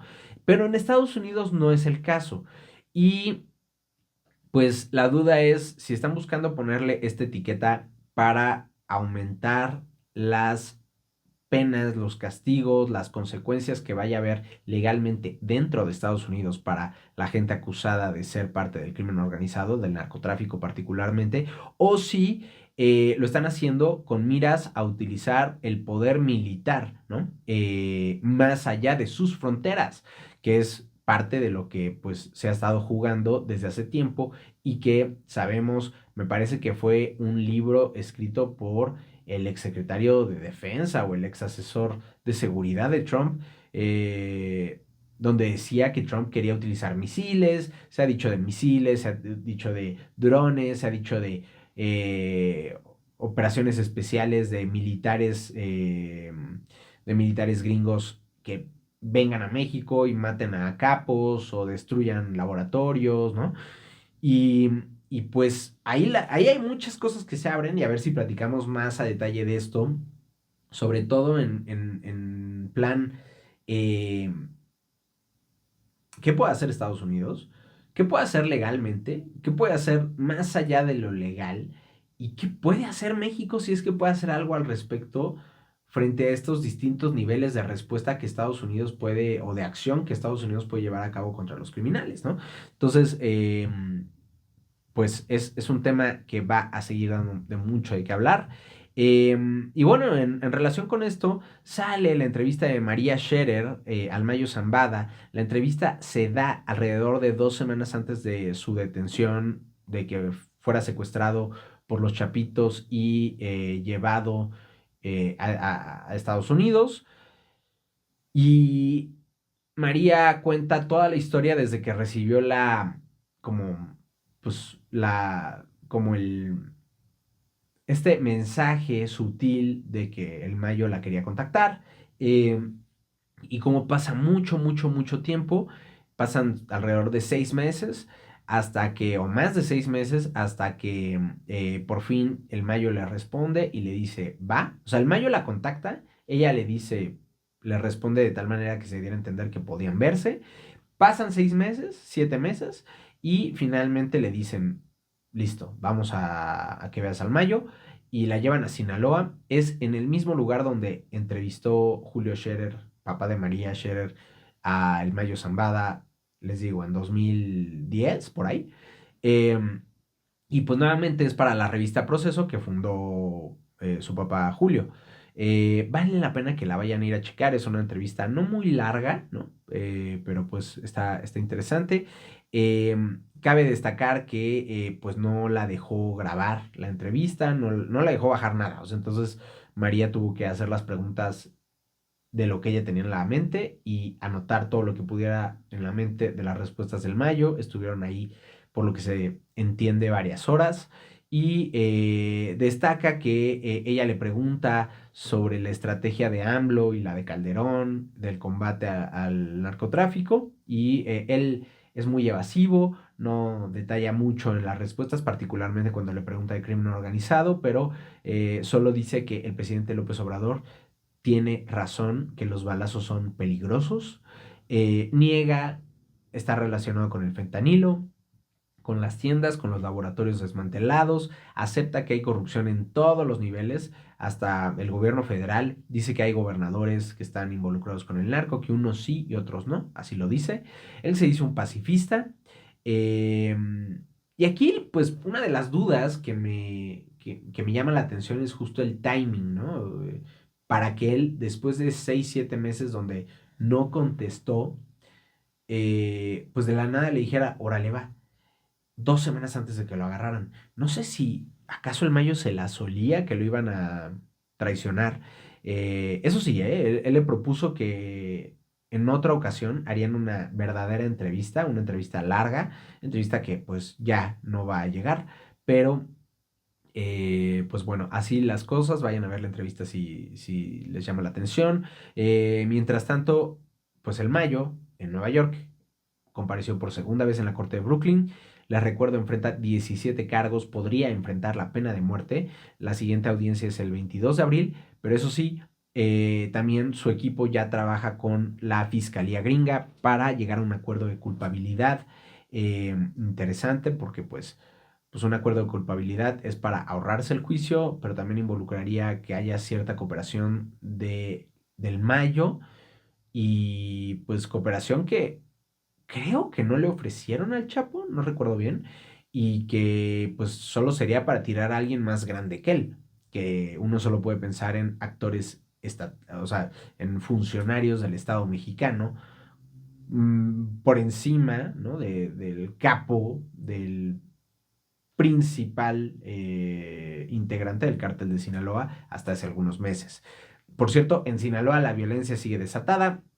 Esta tarde reportaron el incendio de un centro comercial en el que estaba uno de estos eh, lugares donde hay como brinca-brincas, un casino. Salieron a decir las primeras versiones que no parecía que habían incendiado la plaza comercial, sino que fue como un tema de trabajos de mantenimiento, que pues algo salió mal, pero todavía falta mucho, entonces esta información con pincitas. Todo esto mientras que en la mañana apareció ejecutado, apareció asesinado el ex jefe policíaco, eh, un ex jefe policíaco frente al Congreso de Sinaloa. Dejaron el cuerpo del ex jefe policíaco frente al Congreso de Sinaloa, lo habían privado de su libertad mientras llevaba a su hija a la escuela y aparece finalmente asesinado. Rápidamente, nada más en temas de inseguridad, quiero mencionar el caso de los 7 desaparecidos en Oaxaca, que pues 7 hombres que pues no se sabe qué pasó con ellos. Y sale el fiscal de Oaxaca, José Bernardo Rodríguez Alamilla, y de nuevo les digo que es que siempre, siempre, siempre, siempre, siempre tienen que salir a decir, es que no son buenos ellos, ¿eh? O a darte a entender, es que están metidos en malos pasos, por eso les pasó esto, no se apuren, o sea, no le den importancia a este caso, es gente mala. Entonces les pasó lo que les pasó porque son gente mala. Prácticamente eso es lo que da a entender el fiscal de Oaxaca cuando sale y dice, es que ellos no se conocían entre sí, pero es que a los 7 los mandaron llamar a una reunión de trabajo en la región de Río Grande, ubicada como unos 50 minutos de Puerto Escondido, y no viajaban juntos, pero, perdón, sí se conocían entre sí, pero no viajaban juntos, y la mayoría del sur de Oaxaca, de la capital de Oaxaca, y el tema, donde ya empieza la criminalización, es que el fiscal dice, fíjense que 6 de los 7, pues ya tenían antecedentes penales, de diversos delitos, ¿no? Como portación de armas, robo de vehículos, amenazas, y parecía que ya tenían como que conocían a la persona que los mandó llamar a esta reunión en guerra, sí, cerca de Puerto Escondido. Entonces, pues sí, ¿no? O sea, como que no le den tanta atención a este tema. Esa es la interpretación que yo le doy cada vez que las autoridades deciden criminalizar a alguien que hoy por hoy están desaparecidos. Y no sabemos qué onda. Vamos a seguirle dando seguimiento a este caso. Y bueno, ¿qué onda con la elección judicial? Eh, de entrada, rápidamente, denunciaron a 3 ministras, las 3 ministras morenistas, Lenia Batres, Loreta Ortiz y Yasmín Esquivel, por actos anticipados de campaña, por andar promoviendo sus candidaturas donde pueden, ¿no? Y además uso indebido de recursos, porque salen en publicaciones de redes, entrevistas, medios de comunicación, todo esto, mientras que sigue el pleito entre el INE y Presidencia por la lana para llevar a cabo la elección. Guadalupe Tadei sale y dice que es que nos prometieron más dinero. Y Sheinbaum le dice, solo tenemos 800 millones de pesos extra. No te voy a dar los 1.500 millones que me estás pidiendo. Y de hecho, el INE tiene que explicar en qué se está gastando la lana, porque ¿por qué se están gastando tanto dinero? O sea, que no pueden nada más así a mano alzada o algo. De esto lo estoy diciendo yo. Pero sí, sí le dice, necesitan explicar en qué se están gastando el dinero. Y cuestiona, todavía que no les da el dinero necesario para llevar a cabo la elección, que les metieron recortes importantísimos. Todavía Claudia Sheinbaum critica que vayan a bajar las casillas de 172,000 que hubo en 2024 a solo 72,000. Es como, ¿por qué bajaron las casillas? Yo no entiendo. Si tienen más que suficientes recursos, les dimos como un tercio menos de lo que pedían, pero ¿no? Entonces, un poco curioso ese tema, sigue la pelea ahí entre el INE, además un INE controlado o al menos encabezado por Guadalupe Tadei, que pues, si bien no era la favorita de Morena, pues ya tiene a buena parte de su familia en puestos de poder en Morena, ¿no? O sea, en gobiernos morenistas. Entonces, pues curioso ahí, porque no estamos hablando de Lorenzo Córdoba, ¿no? El ultra odiado por la 4T. Mientras que, pues, esto es a nivel pues ya la organizadora de las elecciones contra la presidenta, ¿no? Pero sobre el tema de los encargados de elegir a las y los candidatos, recuerden que hay comités del Poder Ejecutivo, Legislativo y Judicial. Por un lado, el Poder Judicial, pues está intentando evitar o está intentando frenar la evaluación de los aspirantes y Morena en el Senado, por eso, pues quiere irse con todo contra los ministros de la Corte y otra vez están amenazando con hacerles juicio político. Eso por un lado. Por otro lado, en el Poder Legislativo, el Comité del Poder Legislativo, pues recortó a la mitad de 10,000, casi 900 registros. Solo evaluará como 5,000 registros de las candidaturas para aparecer en la boleta a mediados de este año. Y lo peor de todo es que tienen hasta, o sea, de estos 5,000 que quedaron, tienen que entrevistarlos para evaluar la idoneidad de las y los aspirantes y tienen hasta el fin de enero, lo que les deja una chamba que tendrían que entrevistar a 280 de estos candidatos por día, algo que es absolutamente imposible, ¿no? Sobre todo porque pues, es poquita gente estos comités, no son comités muy grandes. Eh, y bueno, ya están las entrevistas contra las y los candidatos a ministros. El INE identificó 14,343 focos rojos para la elección en 11 estados por violencia y en 5 por conflictos políticos. Esto de las entrevistas que les decía de los candidatos a ministros, si pueden vayan a buscar algunas en Twitter, a mí me han salido solitas así que de repente, por ejemplo, Azucena Uresti ha subido varias, pero seguramente a muchos periodistas también. Y pues hay unas que rayan hasta en lo cómico, ¿no? De cómo contestan ahí de que no, sí, hay uno que dice, yo voy a ir casa por casa con todas las personas que tengan dudas de sus casos. Háganme el favor que un ministro de la Corte va a tener el tiempo para ir casa por casa a explicarle a la gente de sus casos. Es ya una verborrea, ya una diarrea verbal de decir pura estupidez, ¿no? O sea, es imposible que hagan eso, pero es un populismo ya, o sea, cualquier persona con tantita claridad del mundo sabría que no es cierto, que no lo va a cumplir, porque es imposible. Van a ser 9 ministros, no va a tener el tiempo, pero bueno, no sé si esto convenza a alguien de votar por cuates como ese señor, pero ahí están, ¿no? Diciendo esta clase de tarugadas. Por cierto, si eres un mexicano que vive en el extranjero y ya te estabas preparando para ver por quién ibas a votar, pues te tengo muy malas noticias porque no van a poder votar. El INE ya dijo que no tienen las condiciones técnicas ni operativas para que haya voto desde el extranjero. No sé si había mucha intención por participar en esta elección por parte de la diáspora mexicana, pero pues sí, lo siento mucho, van a tener que estar aquí si quieren participar en estos importantísimos comicios, ¿no? Para renovar al Poder Judicial.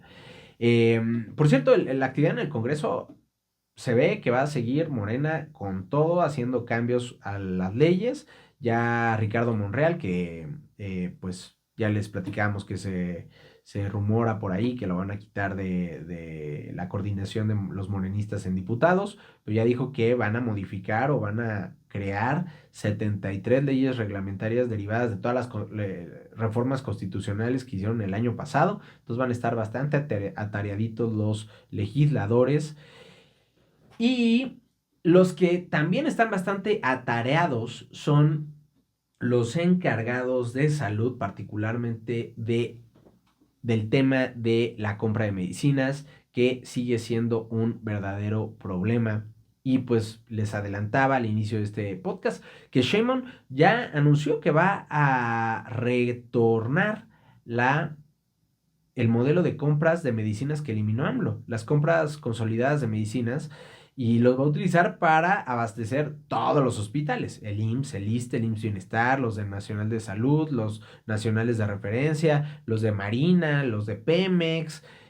Todo esto, como ocurría en sexenios pasados, se va a regresar a esto. Esto luego del fracaso de López Obrador, que tuvo pues básicamente 5 intentos, 5 modelos diferentes que quiso cambiar, que si la ONU, que si el ejército, que si no, que no sé qué cosa vamos a hacer para ahora ya comprarlas, que vamos a buscar en todo el mundo. Y al final, todo esto con la promesa de, no, pues es que gastamos mucho en medicinas y vamos a, queremos regresar a conseguir los mejores precios y ahorros y tal, y porque somos austeros, ¿no? Y pues al ya de por sí existente desabasto que existía, pues solo aumentó considerablemente, afectó a personas con cáncer, a niños con cáncer, que luego también fueron criticados por el gobierno, en fin. O sea, les digo, tema que no es que antes no hubiera, pero sí empeoró en el sexenio pasado. Sí, desde mi opinión, fue uno de los peores cosas que se hizo el sexenio pasado.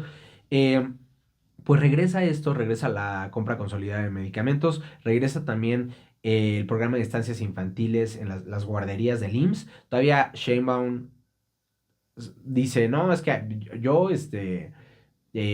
crecí en las guarderías del ISSSTE y mis hijos crecieron en la guardería del IMSS y están maravillosas, me encantan. Y le responde Alito Moreno, el líder nacional del PRI, de que, ¿ves? ¿Verdad que sí? Es que nosotros sí hacíamos bien la chamba, ¿no? De gobernar. Eh, Digo, sin que esto sea una defensa a Alito Moreno, no tiene vergüenza, pero me pareció una respuesta bastante puntiaguda, ¿no? Bastante acertada. Eh, y también regresan las zonas económicas especiales, que es todo esto que ahora ya le llaman polos de bienestar y que no sé qué, pues son las zonas económicas especiales, esta idea de vamos a crear polos para que aquí se desarrolle industria, que es una política muy padre, padrísima, ya lo platicamos con Dalia, lo platicamos el podcast pasado también, pero que pues ha dejado que desear en el pasado, ¿no? Entonces vamos a ver qué tanto se hace diferente en este sexenio. Y lo de los medicamentos especialmente latente ahorita en Oaxaca, donde pues ya habíamos platicado de los problemas en un hospital y ahora es otro hospital, ya son 2 hospitales que tienen que parar por falta de recursos, no hay medicinas, no hay insumos, no hay condiciones para atender a los pacientes. Eh, este, este hospital, híjole, a ver, espérenme.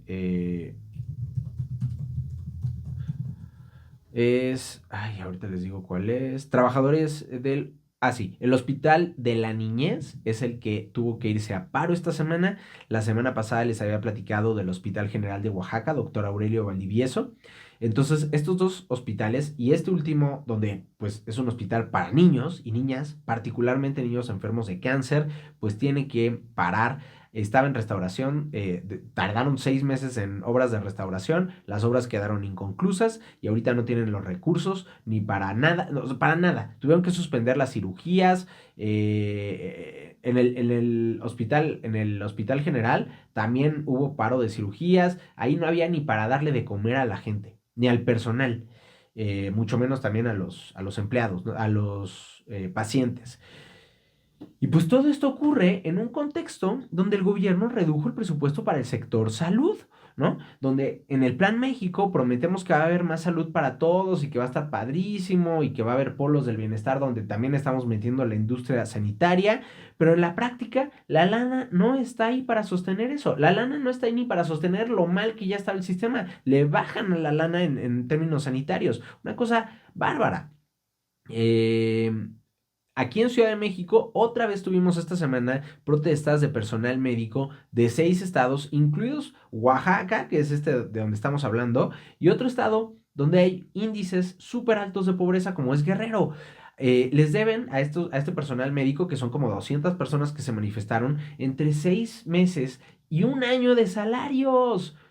O sea, ¿de qué vive la pobre gente? ¿No? Que además están dedicándose a esto en el sistema de salud público que de por sí no paga lo que paga la industria privada. Y luego todavía el gobierno se la pasa diciendo de que no, los médicos que quieren trabajar en lo privado, pues que se vayan allá, pero ellos no aman a México, ¿no? O sea, traen este discurso de hazlo por amor a la patria, ¿no? Y ni siquiera les pagan los salarios que son malos ya de por sí. Y todavía sale el gobernador de Oaxaca y dice, no, es que es politiquería por pleitos que tenemos con el sindicato, pero los reporteros locales van a los hospitales y documentan que hay equipos sin funcionar, que hay medicamentos que están caducos, que los quirófanos y las áreas de terapia intensiva están inhabilitados y ponle que sí haya pleitos con el sindicato, porque sí, o sea, cualquier persona que está en un hospital un hospital público, perdón, sabe que también hay estos vicios de cómo se maneja el personal, que si están sindicalizados tal vez son pues es poco probable que estén interesados en echarse ahora sí que pues el trabajo al hombro y darle y tal, que hasta cierto punto no está mal, ¿no? Porque en teoría se debe de respetar sus derechos laborales, pero luego sí entiendo que también abusan y entiendo que también hay ciertos vicios ahí de cómo operan el personal sindicalizado, pero las carencias ahí están. O sea, es que no pueden excusarse con ese tema cuando no hay equipo que funciona, cuando no hay medicamentos o los que hay están caducos. Eh, y estos pleitos entre que no doy el dinero y no, es que los sindicalizados y la mano del muerto, los papás y mamás, las familias de estos niños tienen que ir y buscar los tratamientos por fuera y mucha gente es gente que no tiene ni cómo hacerlo. Entonces, por ejemplo, para los niños con cáncer, pues tienen que estar recayendo en que salgan al rescate asociaciones civiles, hacer rifas, hacer colectas, a ver qué, porque además las terapias son imposibles de pagar para un mexicano promedio. Así las cosas. Pero bueno, vamos a ver qué tanto sigue cambiando o no la situación en el tema sanitario, que es para mí el principal foco, tan solo después de inseguridad. Y bueno, Donald Trump aparte, ¿no? Pero en el tema nacional, la gran deuda que tiene sobre todo la 4T, creo que es en el tema de salud. Ay, de verdad que si esto fuera un episodio de los viejitos, ya nos hubiéramos llevado 3 horas, considerando que el lunes hubo episodio. Así que esta última parte vamos a hablar de las noticias internacionales y aquí me voy a detener un poco con la situación en Gaza para hacer un recuento, porque parece ser que estamos muy cerca del alto al fuego en Gaza. Israel vota este viernes el acuerdo de tregua en Gaza. Ya habían anunciado el acuerdo de tregua, pero pues se quedó como en stand-by, se quedó en pausa. Y en las horas recientes, ataques aéreos de Israel mataron a al menos 70 personas, al menos 20 niños y 25 mujeres en Gaza. Esto entre miércoles y jueves, horas después de que se anunció el posible alto al fuego y la liberación de rehenes. Aquí les había dicho el lunes, ¿se acuerdan? De que ojo a Gaza porque parece que va a haber ya un alto al fuego por fin. Mm, Este alto al fuego, de concretarse, pondría fin a 15 meses de guerra entre Israel y Hamas, que ha devastado la franja de Gaza, está completamente destruido y esto desencadenó una crisis humanitaria sin precedentes recientes, o sea, ni en la región, ni en el país, ni en la región probablemente, salvo por la guerra en Siria y así, pero o sea, una cosa que no se había visto en esas dimensiones, ¿no? El alto el fuego no se ha alcanzado formalmente, y esto porque Israel sale la oficina de Benjamín Netanyahu, del primer ministro, y dice que jamás ya habían llegado a un acuerdo y que jamás estén cumpliendo partes del acuerdo para extorsionar a Israel con concesiones de último minuto. Pero aún así, pues se van a reunir para discutir este alto al fuego mañana el gabinete de Netanyahu, ¿no? Eh, el vocero de Estados Unidos, John Kirby, sale y dice que confía que el alto al fuego se va a resolver antes de que inicie. La fecha para que inicie está prevista para este domingo. Entonces, si todo va bien este viernes, Israel lo aprueba. A partir del domingo empezaría el alto al fuego. Eso sí, Hamás sale y dice, oigan, nosotros estamos comprometidos con el alto al fuego, ¿eh? O sea, no es cierto que nosotros queramos tener concesiones de último minuto, pero bueno, este alto al fuego que involucra que van a devolver a los rehenes israelíes que quedan en Gaza, serían, de acuerdo con distintas fuentes, encontré entre 98 y 101. Eh, en la primera fase liberarían a 33, incluidos todas las mujeres menores de edad y hombres mayores de 50 años, quedarían libres, ¿no? El acuerdo, hay que decirlo, es prácticamente el mismo al que Netanyahu saboteó todo el verano. A que hace 6 meses Netanyahu dijo no, Nel, y no solo eso, después de rechazar este acuerdo, Netanyahu prometió una victoria total y derrotar completamente a Hamas. Y hoy, 6 meses después, está echándose para atrás y sin esta victoria total, que no sé qué significaba, contra Hamas, Netanyahu estaría abriéndole la puerta a este alto al fuego. Ahorita vamos a platicar del por qué. Pero sí es importante recordar que esta guerra que Netanyahu desata en Gaza le ayudó a distraer a la gente, a juntarlos todos detrás de su liderazgo, entre comillas, para evitar la rendición de cuentas por los errores que su gobierno prometió, que su gobierno cometió, perdón, y que permitieron el ataque sorpresa de Hamas el 7 de octubre de 2023. Hay que recordar que este fue el detonador de una guerra que tiene pues una historia mucho más antigua que el 7 de octubre, pero 7 de octubre de 2023, Hamas cruza la frontera con Israel para matar a más o alrededor de 1,200 personas y tomar a 251 rehenes que fueron secuestrados en Gaza. A partir de ahí comienza una serie de ataques sin piedad de Israel contra prácticamente toda la frontera. Durante 15 meses estuvieron atacando una y otra vez. También atacaron Cisjordania, que es el otro territorio palestino. Atacaron Líbano, atacaron Irán, atacaron Siria. Un montón de ataques a diestra y siniestra. Relacionados directa o indirectamente con esta que se convirtió en la guerra más larga de Israel desde el conflicto en el que crearon el país en 1948, desde el conflicto armado en el que se creó Israel. Eh, Cabe decir que pues el nivel de violencia de el gobierno del ejército israelí dio paso a, particularmente contra civiles, a acusaciones de genocidio, ¿no? Fueron grupos de derechos humanos, Human Rights Watch, Amnistía Internacional, académicos, gobiernos extranjeros. Sudáfrica incluso llevó el caso ante la Corte Internacional de Justicia. La Oficina de Derechos Humanos de la ONU dijo en noviembre que los datos sobre muertes verificadas indican una aparente indiferencia ante las muertes de civiles y el impacto de los medios y métodos de guerra por parte del gobierno israelí. El Tribunal Penal Internacional emitió órdenes de arresto contra Benjamín Netanyahu, también contra su ministro de Defensa Yoav Galant, por presuntos crímenes de guerra relacionados con el conflicto, y también se emitió una orden de arresto contra el líder militar de Hamas, Mohammed Deif, a quien Israel, por cierto, asegura que asesinó. Y bueno, estas acusaciones no vienen de la nada, ¿verdad? Todos aquí hemos ido leyendo, ya sea que lo escucharan aquí en Entre Grillos o en cualquier lado, la, lo que ha dejado a su paso la campaña israelí por Gaza. De acuerdo con autoridades sanitarias de Gaza, que hay que decir, las autoridades sanitarias están controladas por Hamas en Gaza.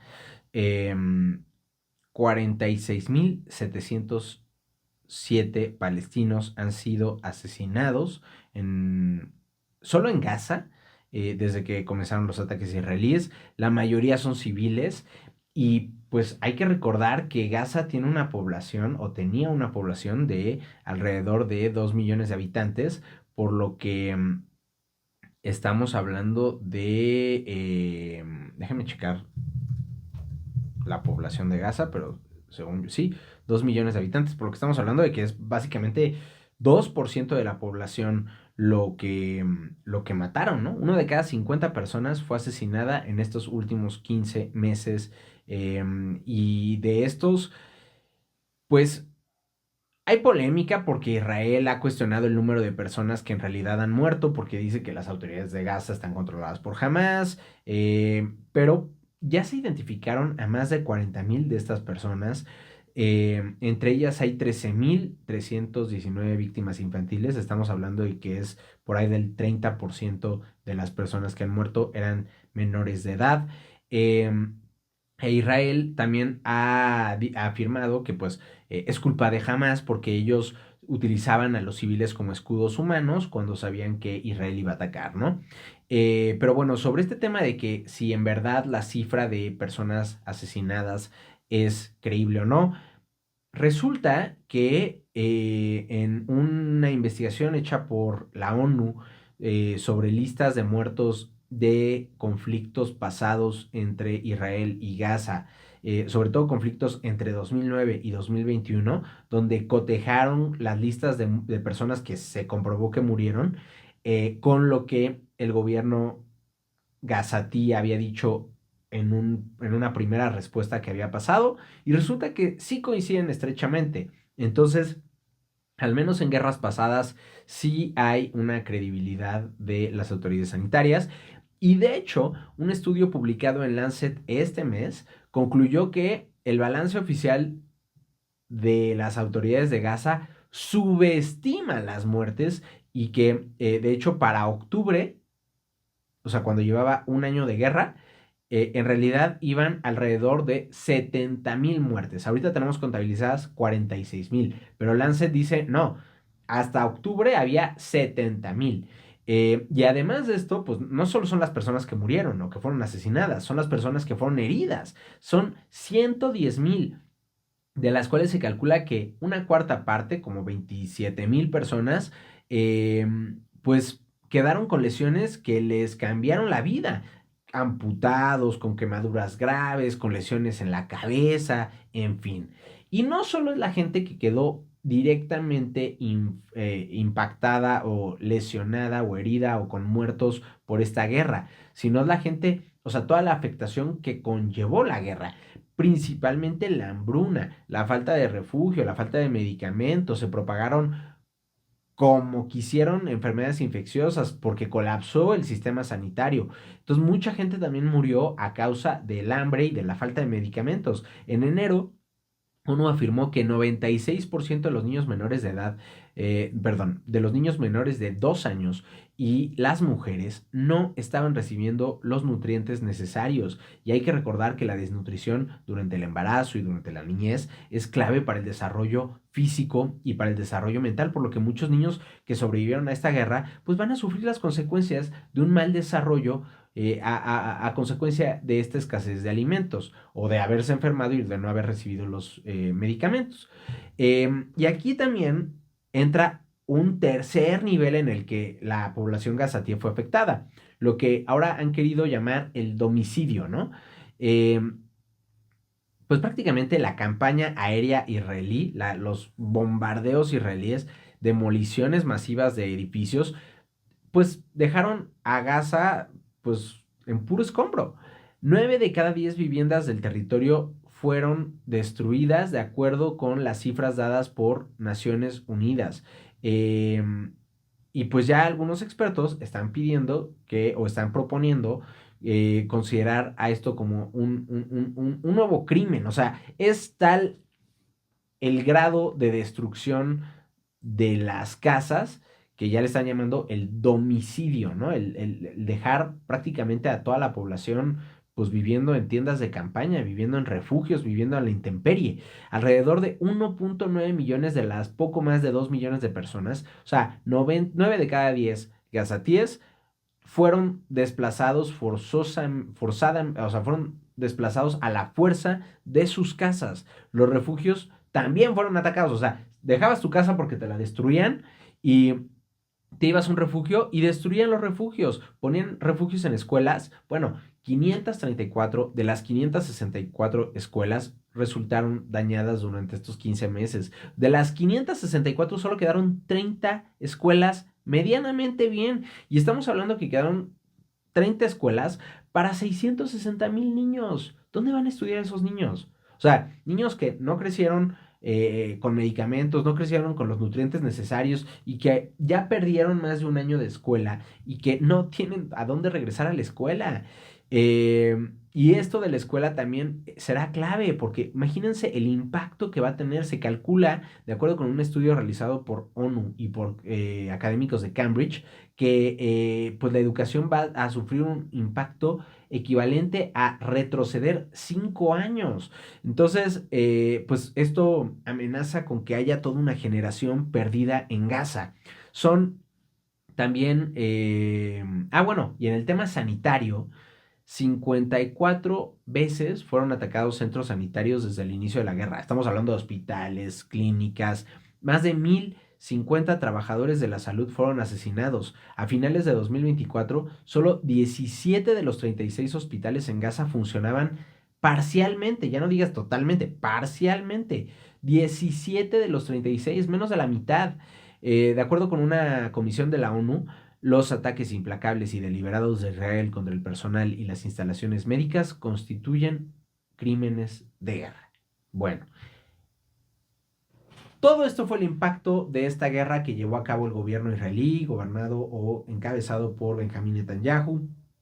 Pero hay que decir, y hay que hablar también del impacto que tuvo Donald Trump, porque Trump llega con la promesa de traer paz o va a desatar un infierno como nunca se ha visto en Gaza, que yo no sé qué era peor de lo que ya están viviendo, pero llega con esta amenaza y resulta, pero aquí la cosa no fue cómo la amenaza de Trump jugó para los palestinos, para los integrantes de Hamas, sino más bien cómo afectó al gobierno de Benjamín Netanyahu, porque el domingo hubo una reunión entre Netanyahu y el enviado especial de Donald Trump a Medio Oriente, Stephen Witkoff, donde Trump le mandó a decir a Netanyahu que quería que le pusiera fin a la guerra de inmediato, que él tiene otros asuntos que atender. También estaba la presión del equipo de Biden, pero Biden y un cero a la izquierda han sido lo mismo. Biden en el tema de Israel no pudo ser más el meme este de los republicanos y el avión tirando bombas, ¿no? Los demócratas y el avión tirando bombas, pero el avión lleno de mensajes de que pro LGBT y woke y tal. Eso fue el gobierno de Biden, o sea, puro discurso de que no, nosotros somos de izquierda, nosotros somos progres, no hacemos esa clase de cosas, pero nunca dejó de darle en términos realistas armamento y financiamiento al gobierno de Netanyahu.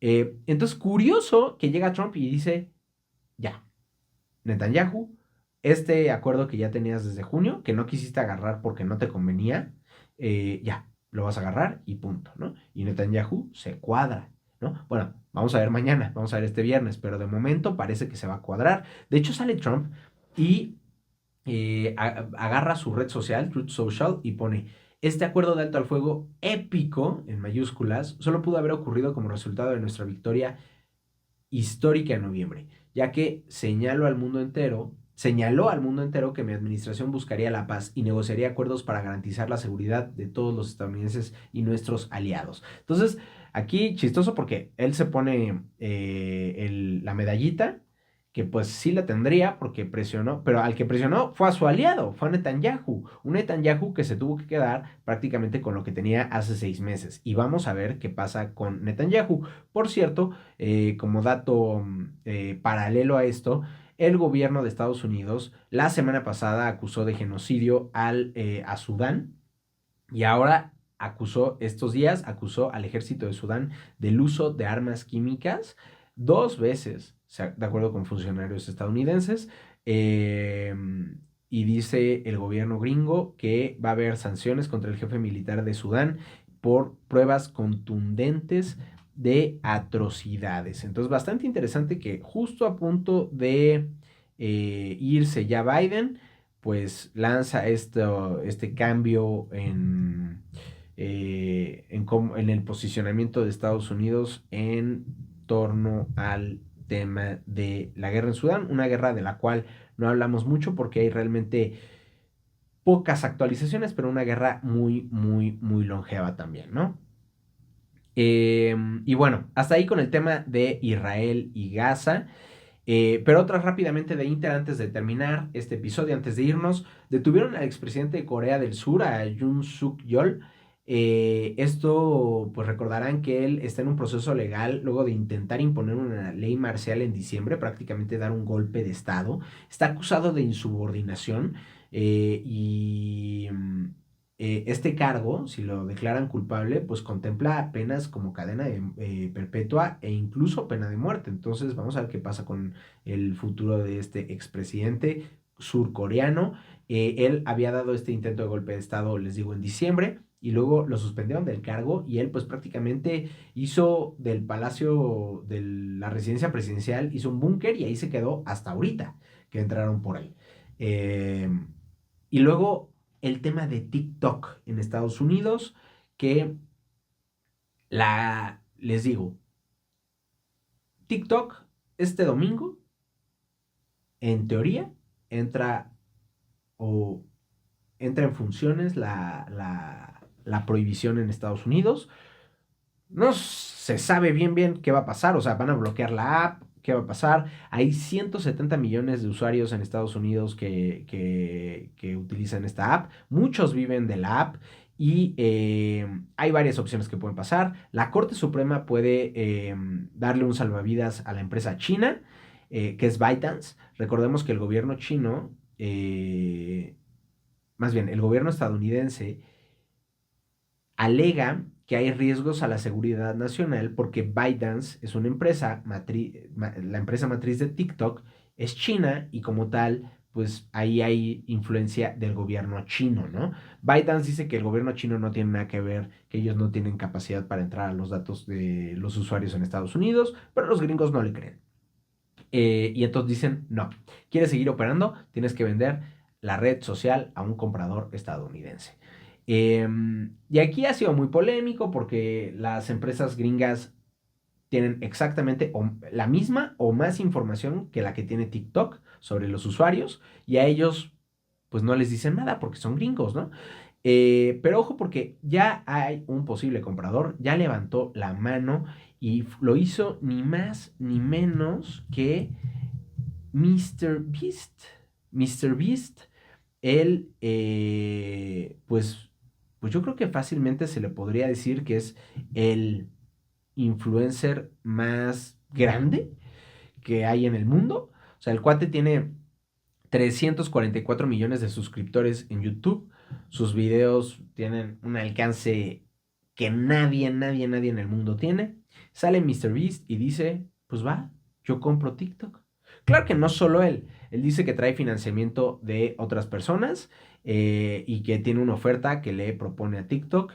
Incluso tiene ya en su cuenta así que futuro presidente de TikTok. Lo cual recuerda un poco el caso de Elon Musk cuando compró Twitter. No sé si es un caso tan triste y lamentable como el de la compra de Twitter por parte de Elon Musk, pero interesante porque esto podría o le abre una nueva puerta a TikTok para seguir existiendo en el mercado gringo. Y luego lo más interesante de todo esto es que pues la principal empresa rival de TikTok es Meta, la matriz de Facebook e Instagram. Y Meta ha hecho todo para quedar bien con Donald Trump. Dobló todas las manos, quitó, les platicaba el lunes, quitó o va a quitar los sensores que hay en la app, bajo la idea de que van a defender la libertad de expresión. Todo para quedar bien con Trump y que pues les eche la mano. De hecho, veía por ahí que hay acusaciones de que varios funcionarios, varios legisladores gringos, republicanos y demócratas hicieron recientemente compras de acciones de Meta. Entonces, pues hay bastante corrupto, apesta a corrupción en este caso. Pero lo curioso de todo esto es que sale Trump, bueno, más bien sale información de que Trump estaría considerando emitir una orden ejecutiva para eludir la prohibición de TikTok, para no prohibir TikTok. Entonces, al parecer, si esto es cierto, pues todo el esfuerzo que ha hecho Meta para venderse a Trump no habría tenido resultados. Mientras tanto, los usuarios gringos están yéndose a otras apps, pero pues han agarrado mucha tirria a Meta. Y entonces, una de las apps que están eligiendo es una que se llama RedNote. Y RedNote es China. Entonces, está curioso porque están haciendo como todo o sea, como una afrenta al gobierno gringo al decir, prohíbes TikTok, pues me voy a otra que es aún más china, que es RedNote, ¿no? Y ahí han estado burlándose del gobierno gringo. Y están con todo en redes sociales los chistes y demás comentarios contra este tema, ¿no? Y bueno, rápidamente, tres notitas pequeñas. Murió David Lynch, el director de 78 años, uno de los cineastas más influyentes de las últimas décadas, director gringo. Y pues tal vez uno de los más influyentes en la historia del cine. Tiene hizo películas como Mulholland Drive, Blue Velvet, la serie Twin Peaks. En otra noticia, el Papa Francisco se cayó, se lastimó el brazo. Pues esto es importante porque pues el Papa ha ido mostrando poco a poco un deterioro en su salud. Y pues bueno, a ver qué pasa con este tema. Y finalmente, para los que les gusta el fútbol, detuvieron al expresidente de Cruz Azul, Billy Álvarez, 5 añotes prófugo de la justicia, y lo agarraron aquí en el sur de la Ciudad de México. Yo creo que estaba en Pedregal, porque se ve que estaba en un caserón, en una mansión auténticamente. Y pues bueno, ¿no? O sea, en 5 años no lo fueron a encontrar aquí. O sea, uno creería que estaba escondido en Estados Unidos o en sepa dónde, y estaba aquí probablemente en el Pedregal. Eh, y pues a ver, aficionados del Cruz Azul, en una de esas encuentran explicaciones al por qué perdieron tantas finales, ¿no? Hay explicaciones fuera de lo deportivo, pero también pues Billy Álvarez está acusado de prácticamente hacerse a la mala de el club que solía ser de la cooperativa Cruz Azul y pues además de tracalearse mucho dinero. Entonces bueno, así las cosas esta semana. La próxima semana con todo va a estar el tema de Donald Trump. Recuerden que la inauguración, la toma de posesión de Donald Trump es el lunes a las 11 de la mañana, tiempo del centro de México. Gracias por ver este espacio. Ya saben, el objetivo es generar un espacio de crítica independiente de cualquier poder político o económico, en un contexto donde creemos que es más necesario que nunca, y esto no sería posible sin su apoyo. El canal ha crecido y seguirá creciendo gracias a ustedes, gracias a los likes, a los comentarios, a que comparten el video. No olviden suscribirse al canal, y muchas gracias sobre todo también a quienes son patrocinadores de Entre Grillos, quienes son mecenas en Patreon, a los que forman parte de la comunidad en Telegram. Si quieres unirte, los links están en la descripción de este video. Y como siempre, vamos a agradecer a los Patreon: Arturo Monedero, Sergio Estrada, Homero de la Fuente, Eduardo Farfán, Mónica Otero, José Corral, Daniel Santana, Juan Diego Razo, Leonel Quiñones, Ana Martínez, María Medina, Jaciel Lara, Arturo Flores, Ivana Cortés, Ailín Mendoza, Mariana Martínez, Elia Isabela Ripoll, y un nuevo integrante que es David Ladrón de Guevara. Muchas gracias, David, por unirte a nuestra lista de mecenas. Y gracias a todos ustedes. Dejen sus preguntas, dejen sus comentarios. Nos vemos la próxima semana. Que tengan un gran fin de semana.